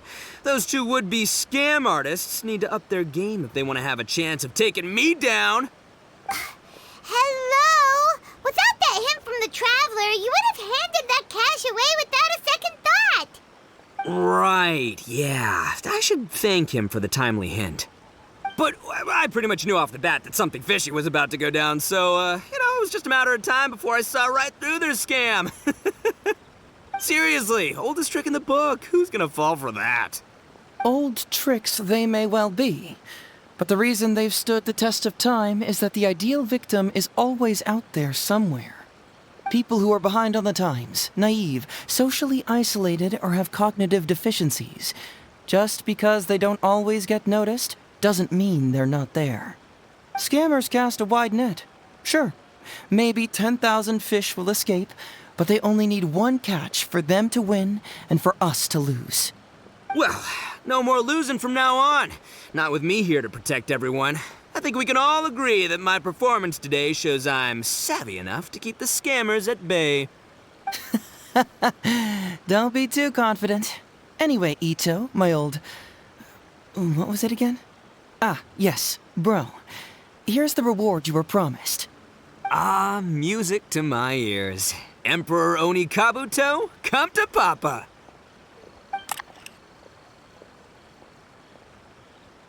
Oh, look at those sharp horns and those beautiful stripes. Well, hold on. Heizou, my hombre, why won't it move? Hey, bud, move! Oh no, I think this one might have, joined the big beetle battle in the sky. It's a figurine, so not the moving kind. What? A figure? So, it's a fake? Man alive, you seem a little surprised. Wait, you didn't actually think this was a real Oni Kabuto, did you? No, surely not. Ito, old chap, you must have seen from the photograph that it was a figurine. Don't tell me you didn't notice. Really? You little punk! Give me my Emperor Oni Kabuto now!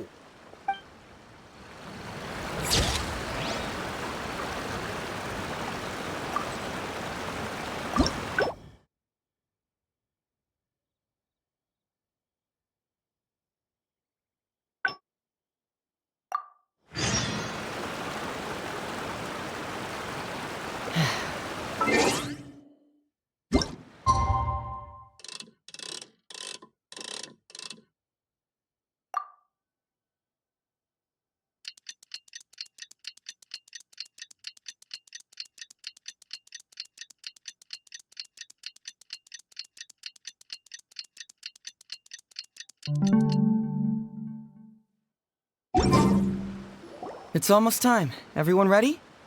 All right. Follow my heart. All right, then. There's no way a Doshin makes 500,000 Mora in a single pay packet. 2 innocent victims, Miss Etsu and Mr. Iba, come to a Doshin for help. And the Doshin, what, whips out a 500,000 Mora check? Yeah, likely story. There's only one possible explanation. Who's got 2 horns and carries around a fake checkbook? Yep, this guy.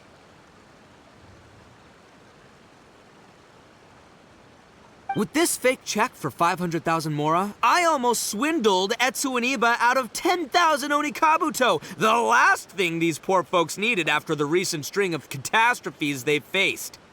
My mind is blown. Craziest plot twist I ever heard. The criminal was the main character all along. Miss Etsu, I'm afraid I can't let myself give you this fake check. But I will do everything in my power to raise 500,000 genuine Mora for you. So don't you worry. What the? Oh, jeez. In the end, Doshin Arataki listened to the voice of his heart and narrowly avoided being defrauded in his own unconventional way. But regrettably, he failed to ask the critical question: who in their right mind would give away Oni Kabuto for free? I ask you all, is there such a thing as free Oni Kabuto? Free Mora? Or does nothing in life come for free? Thank you all for watching Heizou Talks Fraud. Don't get greedy and you won't be needy. Stay alert and you won't get hurt. You never know where scammers may lurk. See you all next time.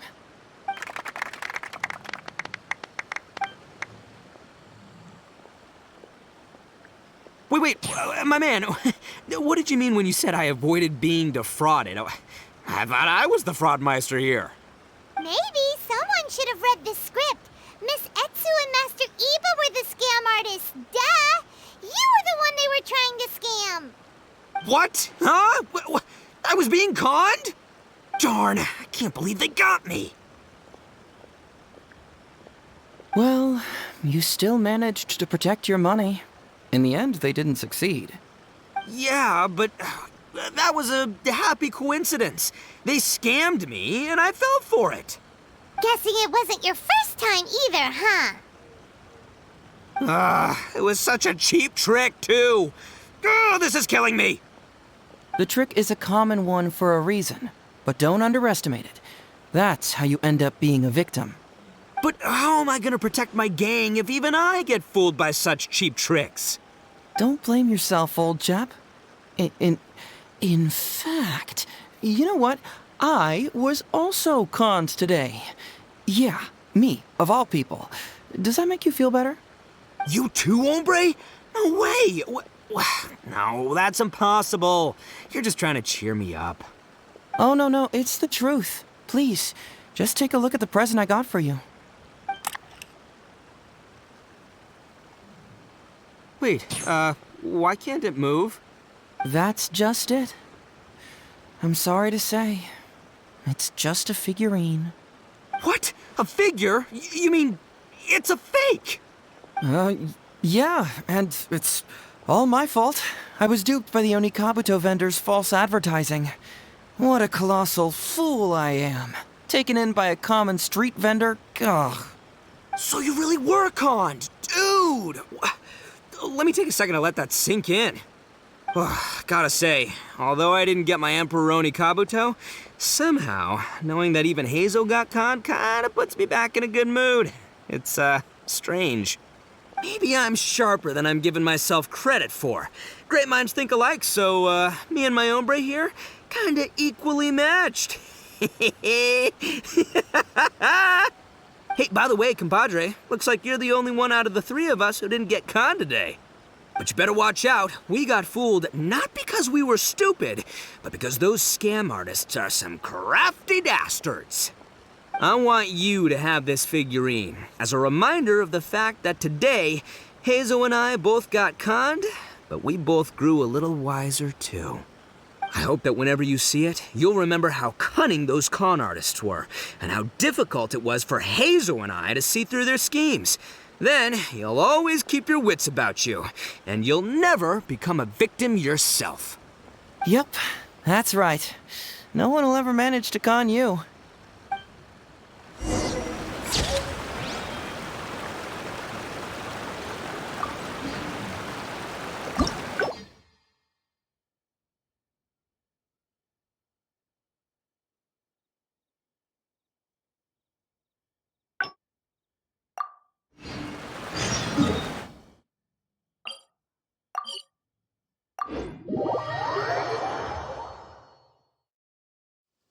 Let's fly!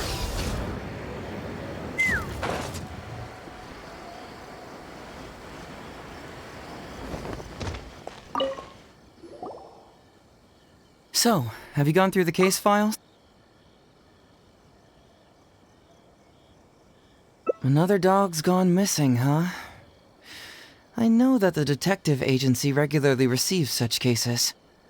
You know, if we ever had the time, we could tally how many dogs go missing in Inazuma each day. And then... Anyway, just leave that case to Uesugi. This complaint letter I received is more important. I was hoping I wouldn't have to drag you into this, but it's just occurred to me that with your help, I might be able to wrap up this problem. Alright then, tell us about the complaint letter. It's from Sango, the president of Bantan Sango Detective Agency. I assume you've met her before? You can say that. Sango's complaint letter accuses me of abusing my power for personal gain and blatantly concealing the truth behind the Ryuji case from years ago. Seriously, do I really seem like the type of person who'd do that? Concealing the truth? That definitely sounds like something you would do. Hey, don't judge a book by its cover, alright? Let's just go to the detective agency and talk to Sango. We'll need to speak with her to get to the bottom of this.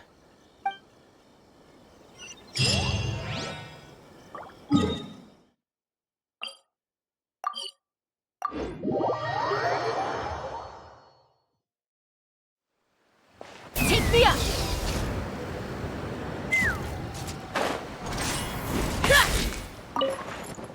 Welcome back, Mr. Heizou. I'm glad you're all right. How about some tonkatsu? You must have missed the taste of home after so long. Maybe next time, Ryuji. Seems like somebody's been expecting me. And I'm afraid they're only going to be disappointed once again. Well, well, look who it is. The great Detective Heizou. What nonsense were you talking about just now? I've been worried about you, you know. So much so that I took the trouble to write that heartfelt letter to the Tenryou Commission. Well, was it sufficiently flattering for you? Uh-oh, they're at it again. Let's not waste the traveler's time, Sango. Just tell me, what do you want? Fine by me. My request is simple. Disclose all the details of the Ryuji case. It's time you stop hiding the truth and let me investigate it thoroughly. First of all, that case has already been solved. Second, I've disclosed everything the police station has on the case. And third... Enough! You can only fool Ryuji with that. If you don't want to cooperate, I can assure you that I will write more letters to the headquarters of the Tenryou Commission. I will not give up on this case. Oh, wait! Hold on! Can someone please explain what's going on here? Paimon doesn't have a clue what you two are talking about. All right, let me explain. Several years ago, a terrible murder took place in the police station.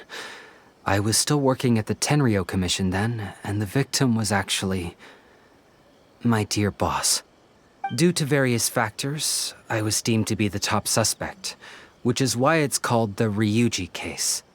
Also, Heizou wasn't a part of the police station back then. He was a detective at the agency. Which at the time was called the Bonton Sango and Heizou Detective Agency. Huh? That's crazy! But, wait. Then why did Heizou leave? After the incident, I was quickly convicted and sent to prison. Fortunately, Sango then promptly proved my innocence and caught the real murderer. But that murderer was actually just a dummy to throw us off, am I right, Detective Shikanoin? Sango thought that everything went smoothly, so much so that she suspected the real murderer was someone else. Of course, Detective Heizou was also helping with the investigation, but after a long time, he still came up empty-handed. Later on, he decided to join the police station to continue his investigation on the inside, which is why he left the detective agency. Ha! That's what I thought too. I was foolish enough to believe that Detective Shikanoin and I shared a common goal. But I was wrong about him. He has no sense of loyalty at all. He just wanted to become an official as a means of gaining fame and fortune. Come on, stop exaggerating. Let me set the record straight here. First, I joined the police station long after that murder case happened, and it had nothing to do with any inside investigation. That's just somebody's wishful thinking. Second, purely out of curiosity, I did investigate the case later from within the police station. My conclusion was that the suspect Sango had caught was in fact the real murderer. And lastly, when Sango didn't buy my conclusion and asked me to disclose all related case files from the police station, I did exactly as she asked. I didn't hide anything. He's lying right through his teeth. That's it. I want this to end once and for all. Since the Traveler's my supervisor today, they have complete access to all the police station's files. If he's willing to help re-examine the case and arrives at the same conclusion that I did, then you won't have to doubt me anymore. Whoa. Huh? Unless you don't trust the Traveler. Come on, say it. It's not about whether the Traveler's trustworthy. I'm just wondering if you will interfere somehow. The thought never even crossed my mind. You have to swear that you will not mislead the Traveler by any means, and let him investigate the truth on his own. No problem. Cross my heart, hope to die. Well, Traveler, are you willing to help me with this? Will you agree to re-examine the Ryuji case and find the truth? You can bill me later for however much you'd like as compensation. Sango, really? However much they want? Money is valuable, no doubt. But pursuing the truth is the reason I started this agency. The Ryuji case is the only case I failed to solve. I am willing to give you anything.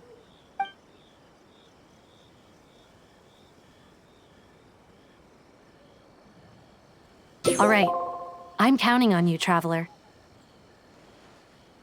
You hear that, Detective Shikanoin? Ha!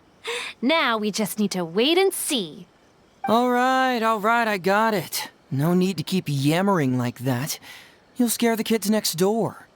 Come on, let's go back to the police station.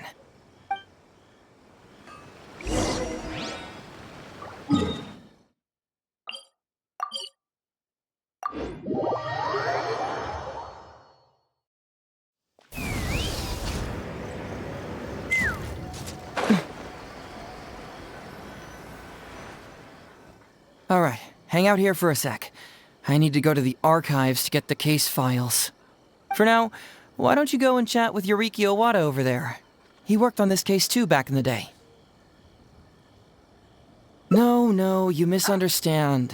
It's not that I want you to look into this. It's just that you're the only one who can. You're the only one I can think of who Sango would ever believe. She trusts in both your qualities and abilities, so I hope your findings can finally convince her and put an end to this whole thing. Sure, she's just writing complaint letters for now, but who knows what she'll do in the future. All right, I'll go get those case files. You go ahead and talk to Yoriki Owada for a while.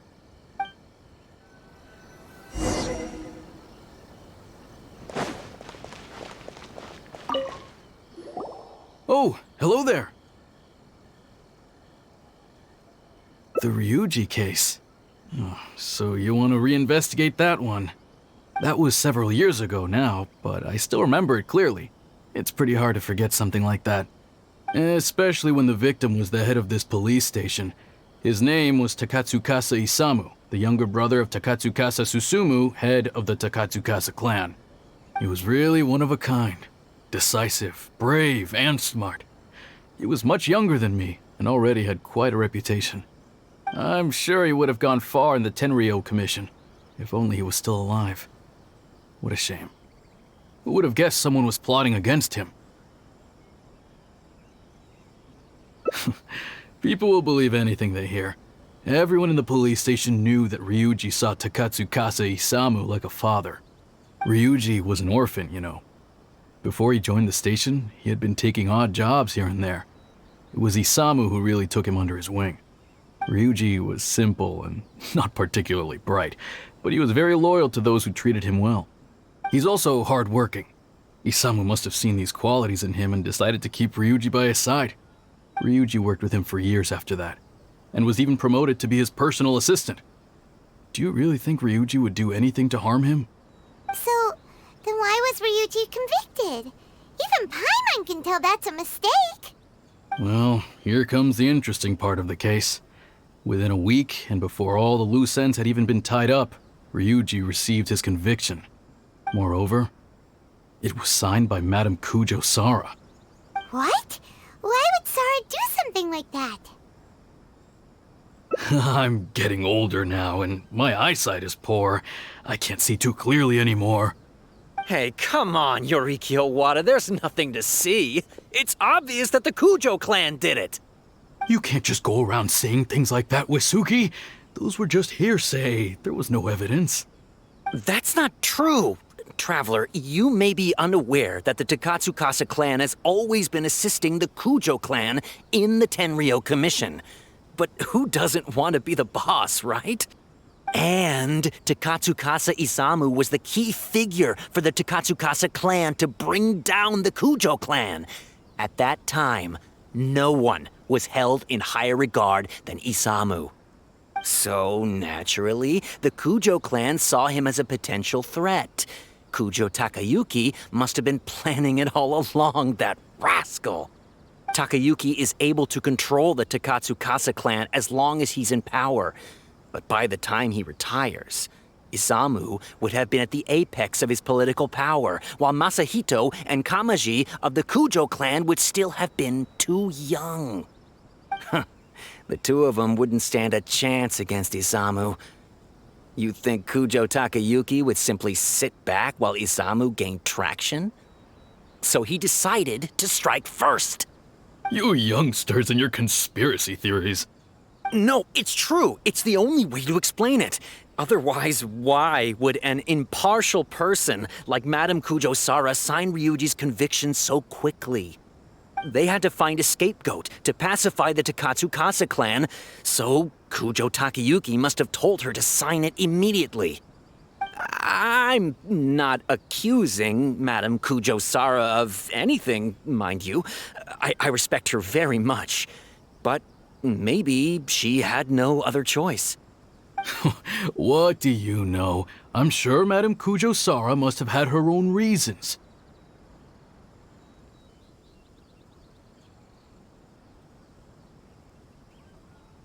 The guy was a forensic expert who worked in the station named Shiroyama. I have to admit, he wasn't easy to track down. That Sango really is something, though. She caught him without even breaking a sweat. It turned out that after poisoning Isamu, Shiroyama secretly took the poison to Ryuji's place in order to frame him. Later on, the poison was also found in the forensic office, but that was already after Shiroyama's death. He confessed everything in a testament. That's right. He hung himself in the forensic office not long after Sango was on his trail. Probably because he knew it was only a matter of time before he would be caught. Of course, he didn't admit whether he had been prompted by Kujo Takayuki. He took the responsibility alone. I bet Kujo Takayuki promised him a sizable compensation. After all, Shiroyama had a family to feed. There you go again, pulling conclusions out of thin air. There wasn't any evidence of that at all. Listen, I can almost guarantee that it was the Takatsukasa clan who invited Sango to investigate. We all knew that Ryuji was just a scapegoat. You think the Takatsukasa clan wouldn't figure that out? They're not stupid. So, they were suspicious of the Kujo clan and invited Sango to take the case. However, the Kujo clan were still a step ahead and were able to remove themselves from the situation before the whole thing blew up. They drove Shiroyama to take all the blame as well as his own life. A perfectly clean cut for the Kujo clan. With Shiroyama dead, there was no one left to testify. Even the Electro Archon herself wouldn't be able to do anything. You make up stuff faster than a politician. It's a wonder nobody's asked you to be an advisor yet. Hey, that's their loss. The whole thing is starting to sound complicated. Hey, I brought the files. I bet you got quite an earful just now, huh? But don't believe everything they say. After all, people can tell you anything, and it's hard to separate truth from rumors without facts. So what really matters is the case files. Everything laid out here is all that the police station has about the case. Please, take a look. Remember, you may find many clues during an investigation, but not all of them are useful. And in some cases, the clues you will find will not only be useless, but downright misleading. Also, if a clue cannot corroborate anything on its own, you can always compare it with other clues, and maybe then you'll find what you're looking for. Okay, that should just about do it. I'm looking forward to your results. Hold on. What actually counts as a result? Usually, you need to find two things from these clues: a proven motive and proven means. Once you can confirm these two things, the criminal can be proven guilty. All right, you can go ahead and get started now. I look forward to hearing your verdict.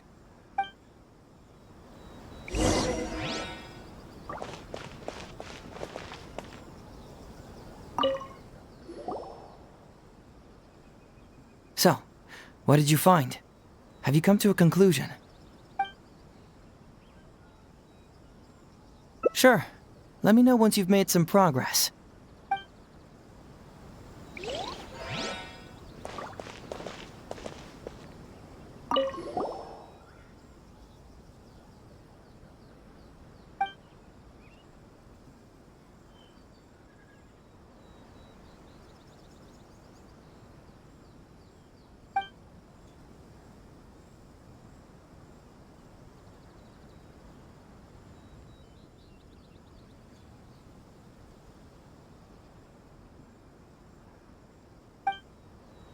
Wow. Ryuji's conviction really was signed by Kujo-Sara. But now we know she had it wrong.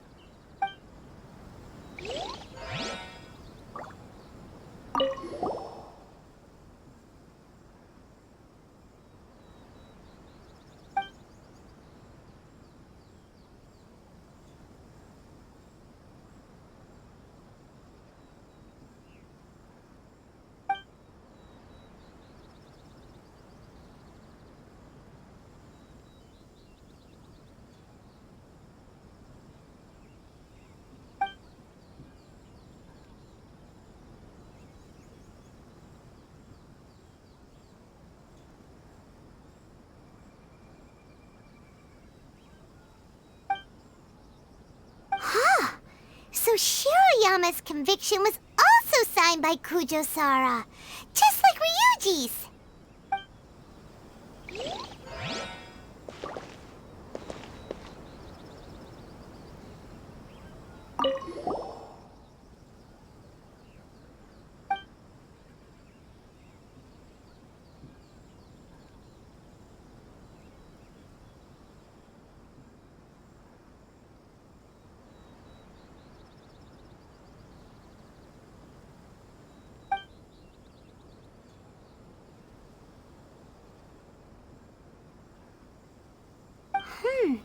A synthetic toxin? What's that?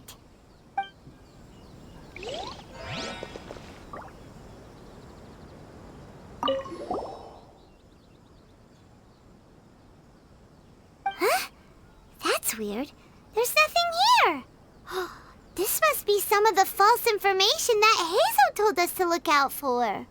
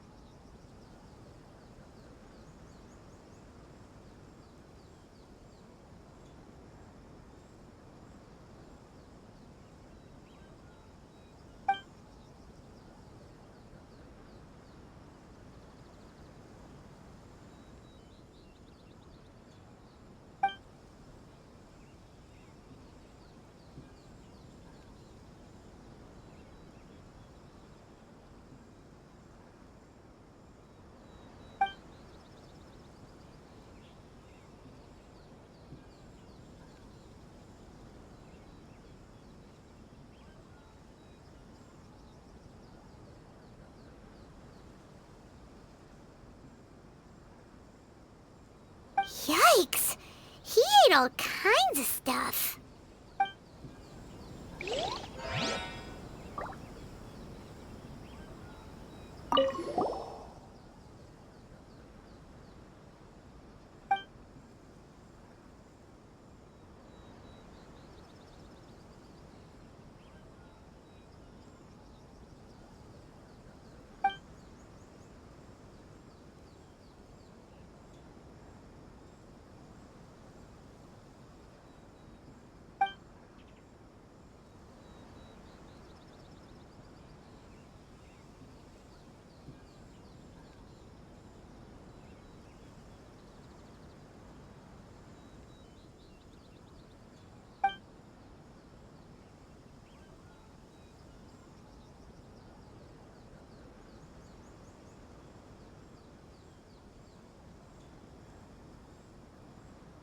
Hey, this is the key to proving that Shiroyama was the murderer, right?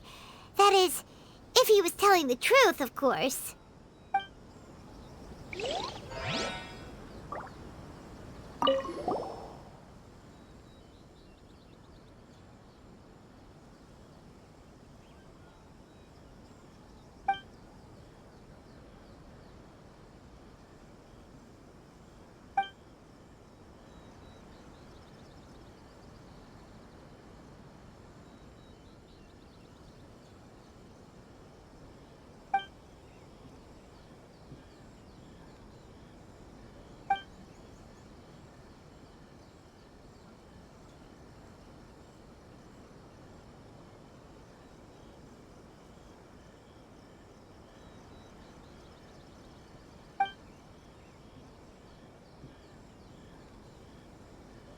Tsukasa Isamu seems like a thoughtful person, but something about the tone sounds weird.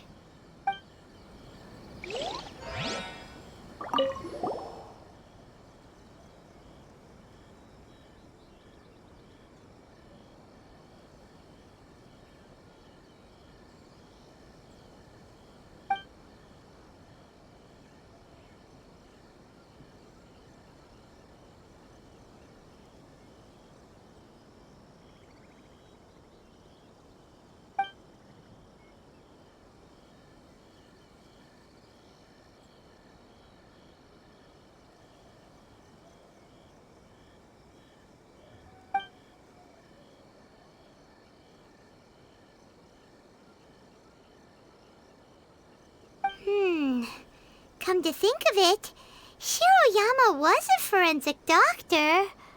He could easily pull off something like this.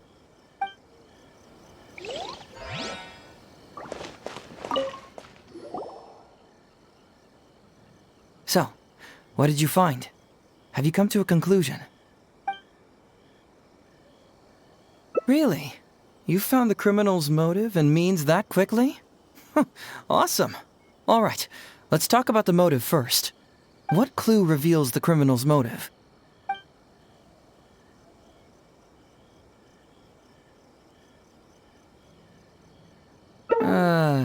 Just Shiroyama's testament? Though it does have the confession of his motives, this alone is not enough. He could have been lying. We need evidence to prove what he said is true. Perhaps you should give it some more thought.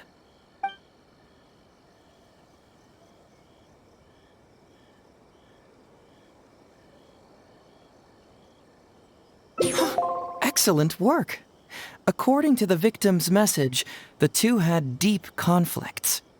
Although we cannot confirm whether the poison had been requested by the victim or not, it is true that Isamu used Shiroyama's family to blackmail him. Such circumstances could be enough motive for Shiroyama to commit the crime. But wasn't Takatsukasa Isamu good to Shiroyama? He even went to Shiroyama's house to bring health supplements. But maybe he didn't really bring health supplements. Maybe it was something bad. Is that what you think, Paimon? Well, we later found out that what Takatsukasa Isamu sent to Shiroyama's house was indeed health supplements. But if you consider the circumstances, what he sent wasn't important. What was important is that sending the supplements was actually a dangerous signal. Isamu was essentially implying, I can put anything in your wife's supplements at any time. If you really care about her safety, then get me what I want. So scary! Your assumption sounds like a real threat! You're not really that dark inside, are you? You don't really catch criminals by standing in the light, do you? Basically, these two clues work to verify each other, and the murderer's motive is confirmed. Now, all that's left is the means of the crime.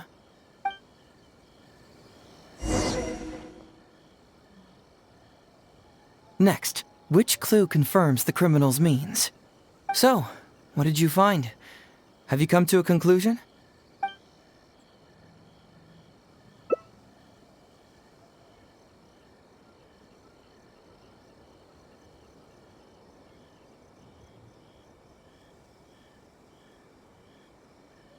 Bingo! The autopsy report confirms that the cause of death was a special toxin. The testament indicates that Shiroyama used his position as a forensic expert to mix the toxin into the cold medicine taken by the deceased. But is that really the truth? Is it not possible that the toxin was mixed into the fish liver paste? Well, according to the toxicology report, this white powder only dissolves in water. Neither rice nor the fish liver paste could be used as a carrier of the toxin. The cold medicine was the only option. Putting the poison elsewhere would not only fail to guarantee a lethal dose, but would also increase the chance of it being noticed by the deceased. Therefore, the means is also confirmed. Add that to the motive for the crime and... Whoa! So the murderer really was Shiroyama!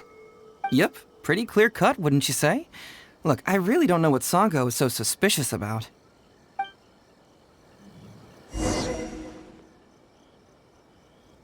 Yeah, it's pretty clear cut.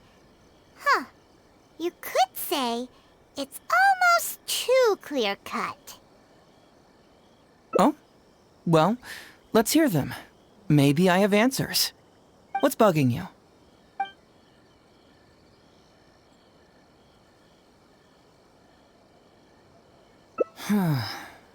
This also puzzles me. Maybe someone doesn't want us being privy to the content inside, or maybe Shiroyama tore a bunch of pages out by accident. But regardless, this isn't essential to the case. Like I said before, A lot of what comes up in an investigation is irrelevant information. The crucial elements are Shiroyama's motive and means, which we have established.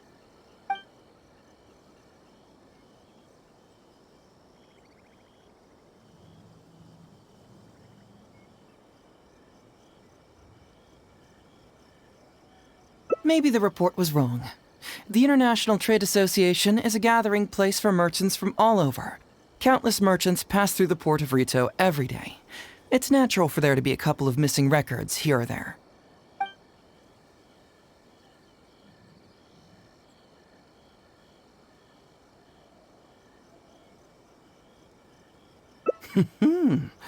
Very nice.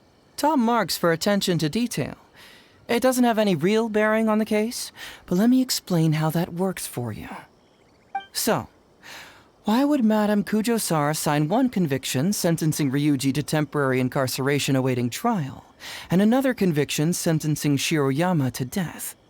You may have heard some rumors back at the station that when this case first came up, the Kujo clan higher-ups were in dire need of a scapegoat to keep the Takatsukasa clan off their backs. And poor Ryuji became the successful candidate. In less than a week, the conviction was drafted, sent to Madame Kujo-Sara, and signed. Allegedly, she knew what it was about as soon as she saw it, and signed it with no questions asked. But anyone who buys this story clearly doesn't know that much about Madame Kujo-Sara. She's the most principled person in the entire Tenryou Commission, for goodness sake. So, how would she respond to a case filled with unanswered questions and no confession from the suspect? Oh, you mean... Exactly. Before she signed it, she changed Ryuji's conviction from the death sentence to temporary incarceration. Ryuji escaped a disastrous fate without ever realizing it. Had Madame Kujo-Sara not changed his sentence, Sango would have been seeking justice for a dead man. Why was Sara so lenient with Ryuji? That's the wrong question. This wasn't about Ryuji, but Madame Kujo-Sara's principles. The conviction could have been for a Ryuji, a Guji, heck, even a Tanuki, and she would have made the same decision. Given the enormous pressure she was under at the time, I'd say she did the most she could. Don't you think? Pressure? Really? Was someone higher up putting pressure on Sara? The pressure came from all sides. The deceased was the leader of the police station and the rising star of the Takatsukasa clan. All eyes were on this case. How this became reduced to the unimaginative rumor that Madame Kujo-Sara convicted Ryuji under pressure from her superiors, I have no idea. Ugh. Rumors here, conspiracy theories there. Lies at every turn. Fortunately, Madame Kujo-Sara works in an open and transparent manner, and pays no heed to rumors like this. She just rolls her eyes and forgets all about them. Just because she has never publicly clarified the truth doesn't mean she was hiding anything. So when I asked her about it, saying it was relevant to a case I was working on, she just told me how it was. Believe me, in this case, more than any other, I have checked every last detail. Well, I've answered all your lingering questions, and you've checked all the material the police station has, so... what do you think? Case closed? Paimon still feels like something doesn't add up. But then again, Heizou did give us all the files the police station had. Ugh, this is annoying.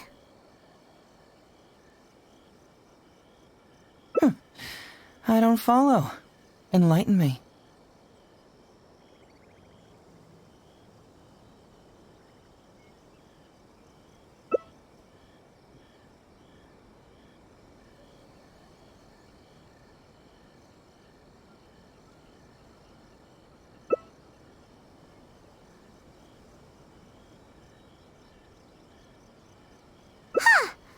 Right!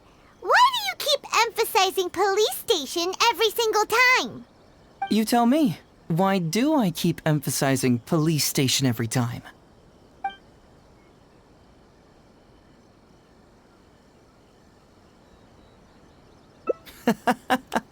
So we're finally here, huh? I was starting to think our investigation was about to end a little early. That would have been a real shame. Man alive, you finally saw through my little game. You're absolutely right.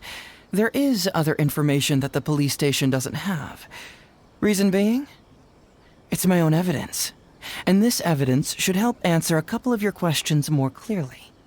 Why was the research log from the Office of Forensic Science blank? And where did the white powder come from? Aha! Paimon knew you were keeping secrets! Don't you have secrets too? No. Nope. Definitely not. Let's talk somewhere else. This isn't the best place for this discussion.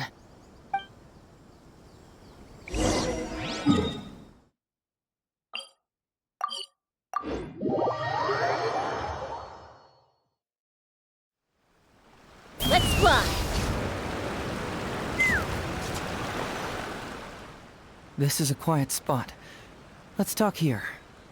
All right. Here's the secret I've been keeping all along. The torn-out pages from the research log of the Office of Forensic Science. Great! But Paimon can't believe you kept this a secret all this time! It's not like you think.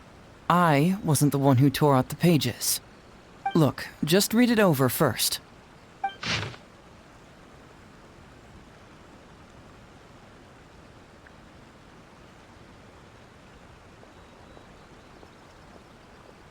Finished? Do you see now? The method used by the perpetrator to commit his crime wasn't by putting the white powder in the cold medicine.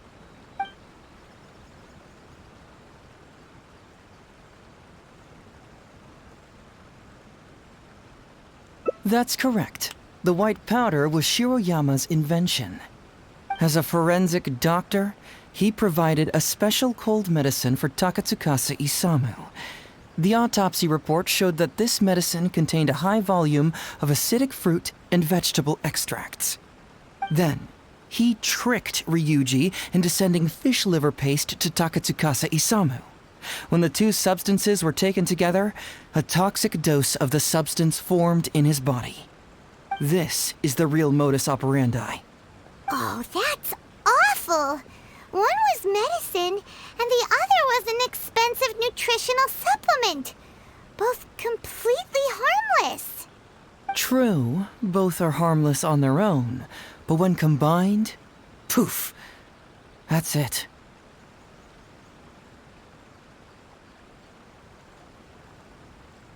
It was not him who wanted to hide it, but the person pulling the strings behind him. Huh. You mean there was someone else pulling the strings? Aren't you curious where I found these pages from the research log?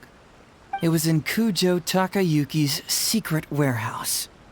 After I found the missing pages, I did some digging around and found out that Shiroyama had worked for Kujo Takayuki before joining the police station. The Kujo clan secretly provided Shiroyama with funds to study forensic science. I guess you could say that Kujo Takayuki's investment paid dividends in this case. Of course, I had only learned all of this after the Vision Hunt decree came to an end. Kujo Takayuki had lost his grip on power, and the Tenryou Commission was undergoing a general reshuffle. To avoid coming under suspicion, Madame Kujo-Sara put me in charge of building a case against Kujo Takayuki. I found a huge stash of fish liver paste in his secret warehouse. Nothing hugely incriminating about that, of course, but I still took the trouble to open each and every package until finally, I had to concede that this really was just a huge stash of fish liver paste. But then, underneath the floor tiles, where the fish liver paste was stacked, I found a secret compartment with this torn-off research report lying inside. So it was him who wanted to frame Ryuji all along. What a nasty piece of work. Let's review the whole case from the top. First, Takatsukasa Isamu, for whatever reason, noticed Shiroyama's talent as a forensic doctor and asked him to develop a special poison on his behalf. But Shiroyama was already working for the Kujo clan, so he refused. Takatsukasa Isamu wasn't about to take no for an answer, and that's where things took a dark turn. He twisted Shiroyama's arm by making a veiled threat to harm his family. All Shiroyama could do was to secretly report everything to Kujo Takayuki. When Takayuki learned what was happening, he instructed Shiroyama to pretend to cooperate with Takatsukasa Isamu, then kill the latter with the white powder once it was fully developed. Meanwhile, Ryuji's only role in this case was to deliver the fish liver paste to Takatsukasa Isamu on Shiroyama's orders, completely unaware of the fact that he was being used as a pawn and that this was a key ingredient needed to create the poison.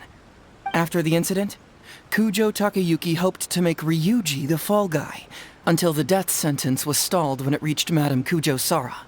In the meantime, Sango had begun her own investigation. Kujo Takayuki grew nervous that the truth would get out, so he threw Shiroyama to the wolves, hounding him to death and erasing all traces of contact between the two.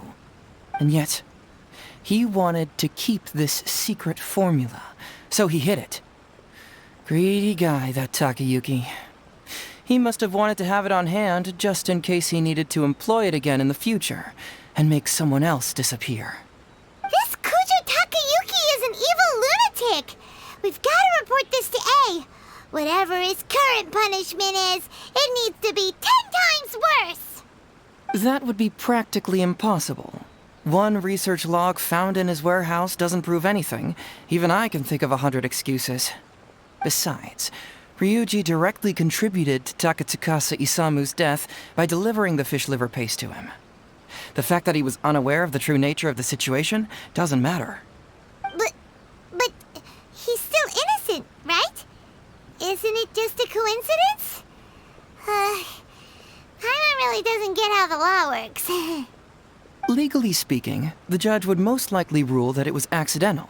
But in practice, Ryuji may still have to end up shouldering some responsibility. So basically, you've been hiding the truth all this time to protect Ryuji. Mental trauma doesn't heal as easily as physical wounds. My biggest worry is that Ryuji would struggle to cope if he knew the truth. He's like an innocent child. He freely gives his trust and his love to everyone that treats him well. That's why he thought of Takatsukasa Isamu as a father figure.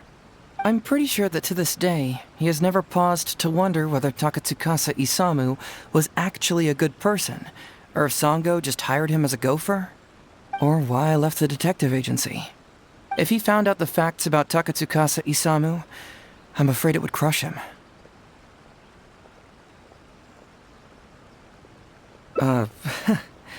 Well, as you can see, I'm a little less confident than people might think. To prevent Ryuji from getting hurt, I covered up the truth. But by doing so, have I held him back? Did I do the right thing? I couldn't turn to anyone for help, and everyone around me thinks I'm so smart that I should just be able to handle every case on my own. Even if I tried to discuss it with them, they'd just say, "Don't be ridiculous, Mr. Heizou, no problem's too difficult for you." But you're different. Unlike them, you don't have that kind of prejudice towards me. You've traveled far and wide and have had all kinds of experiences. It must have taught you a lot. Most importantly, my intuition tells me that you're someone special, that I can trust you and that you can help me. Right? So, I'd like you to be the one to decide whether we should expose the truth or not. Oh, you don't need to tell me what you decide, and you certainly don't need to decide right now. Let's just say I'm leaving this teensy-tiny matter up to you. All right, let's head back to the detective agency. You can mull it over on the way. Once you've made up your mind, just tell Ryuji and Sango your verdict.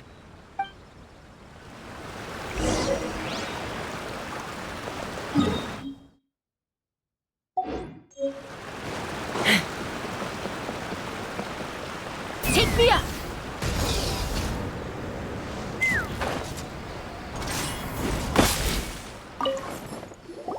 Hey, Traveler. Hey, Detective Heizou. You're back already, huh? I bet you're tired. Well, I just bought some tonkatsu. Care to join me? There's plenty for everyone. We'd love to! But wouldn't you like to hear the results of our investigation first? No matter what you were able to find, it's all in the past and won't ever change. So I think we'd better chow down first. Besides, if Sango's not happy with the results, we might not have anything to eat later. Come on, Ryuji, pipe down. Let's hear the traveler's conclusion first. Okay then. Over to you, Heizou and Traveler. Don't worry, just tell us your findings. Everyone trusts you, as do I.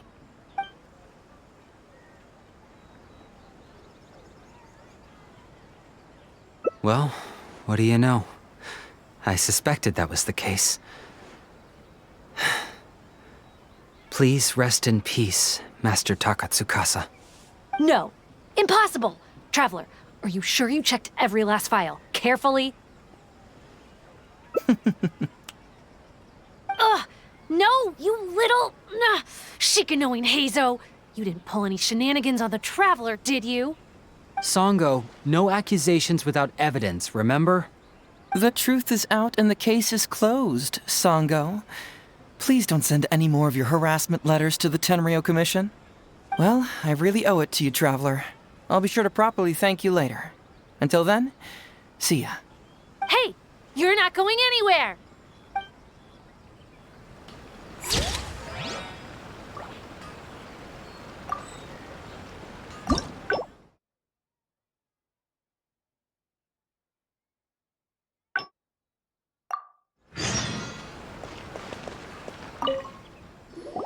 Hey, Traveler! Hey, Detective Hayes.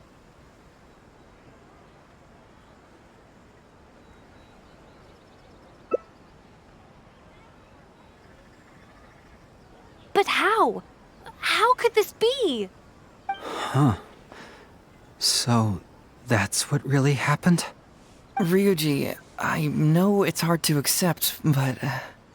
Wait a minute. Sorry, I have quite the stomachache. Sango, can I take the day off? Sure, of course. Take the week if you need it. Oh, Paimon hopes Ryuji will be okay. I didn't expect things to turn out like this. Just give him some time to himself. I think he'll eventually come to accept it. I'm still a little worried, though. What if he doesn't come to work tomorrow? Then we'll go to him. Don't you worry about that, Sango. You need some time to process all of this, too.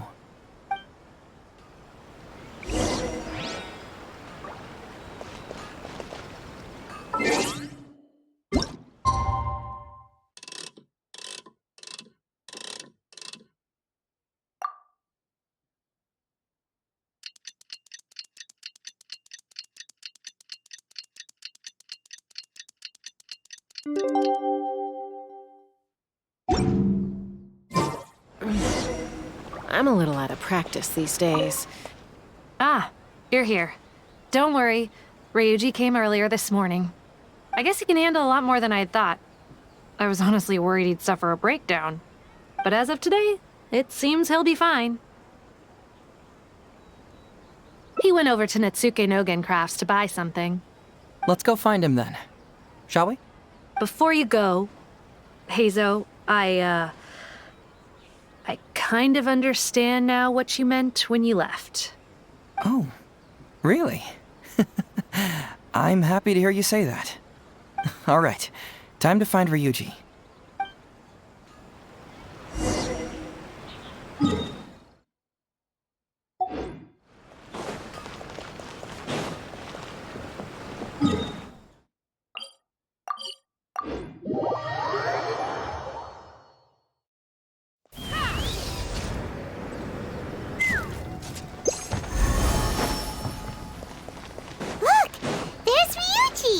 With a little kid, too.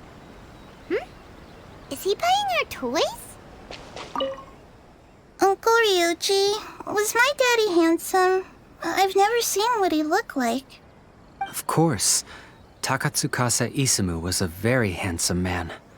Also, it's not uncle. Call me brother. But you look so old.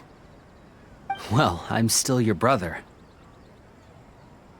Huh? How come? Because he treated me like a son. Huh? Who are you guys? We're friends with your big brother Ryuji, and with your father, too. Oh, really? Yay! I've met loads of my daddy's friends today. Can you tell me some stories about him? I really want to hear them. Sure. Why, I know enough stories about your old man that if I started talking now, you'd be all grown up before I finished them. Wow, that's amazing! Well, I don't want to grow up too soon then. Maybe when I'm 100. No, 200 years old. No, 300 years old. Yep, I'm gonna wait until I'm 300 years old before I become a grown-up, so that I can make sure I finish all the stories first.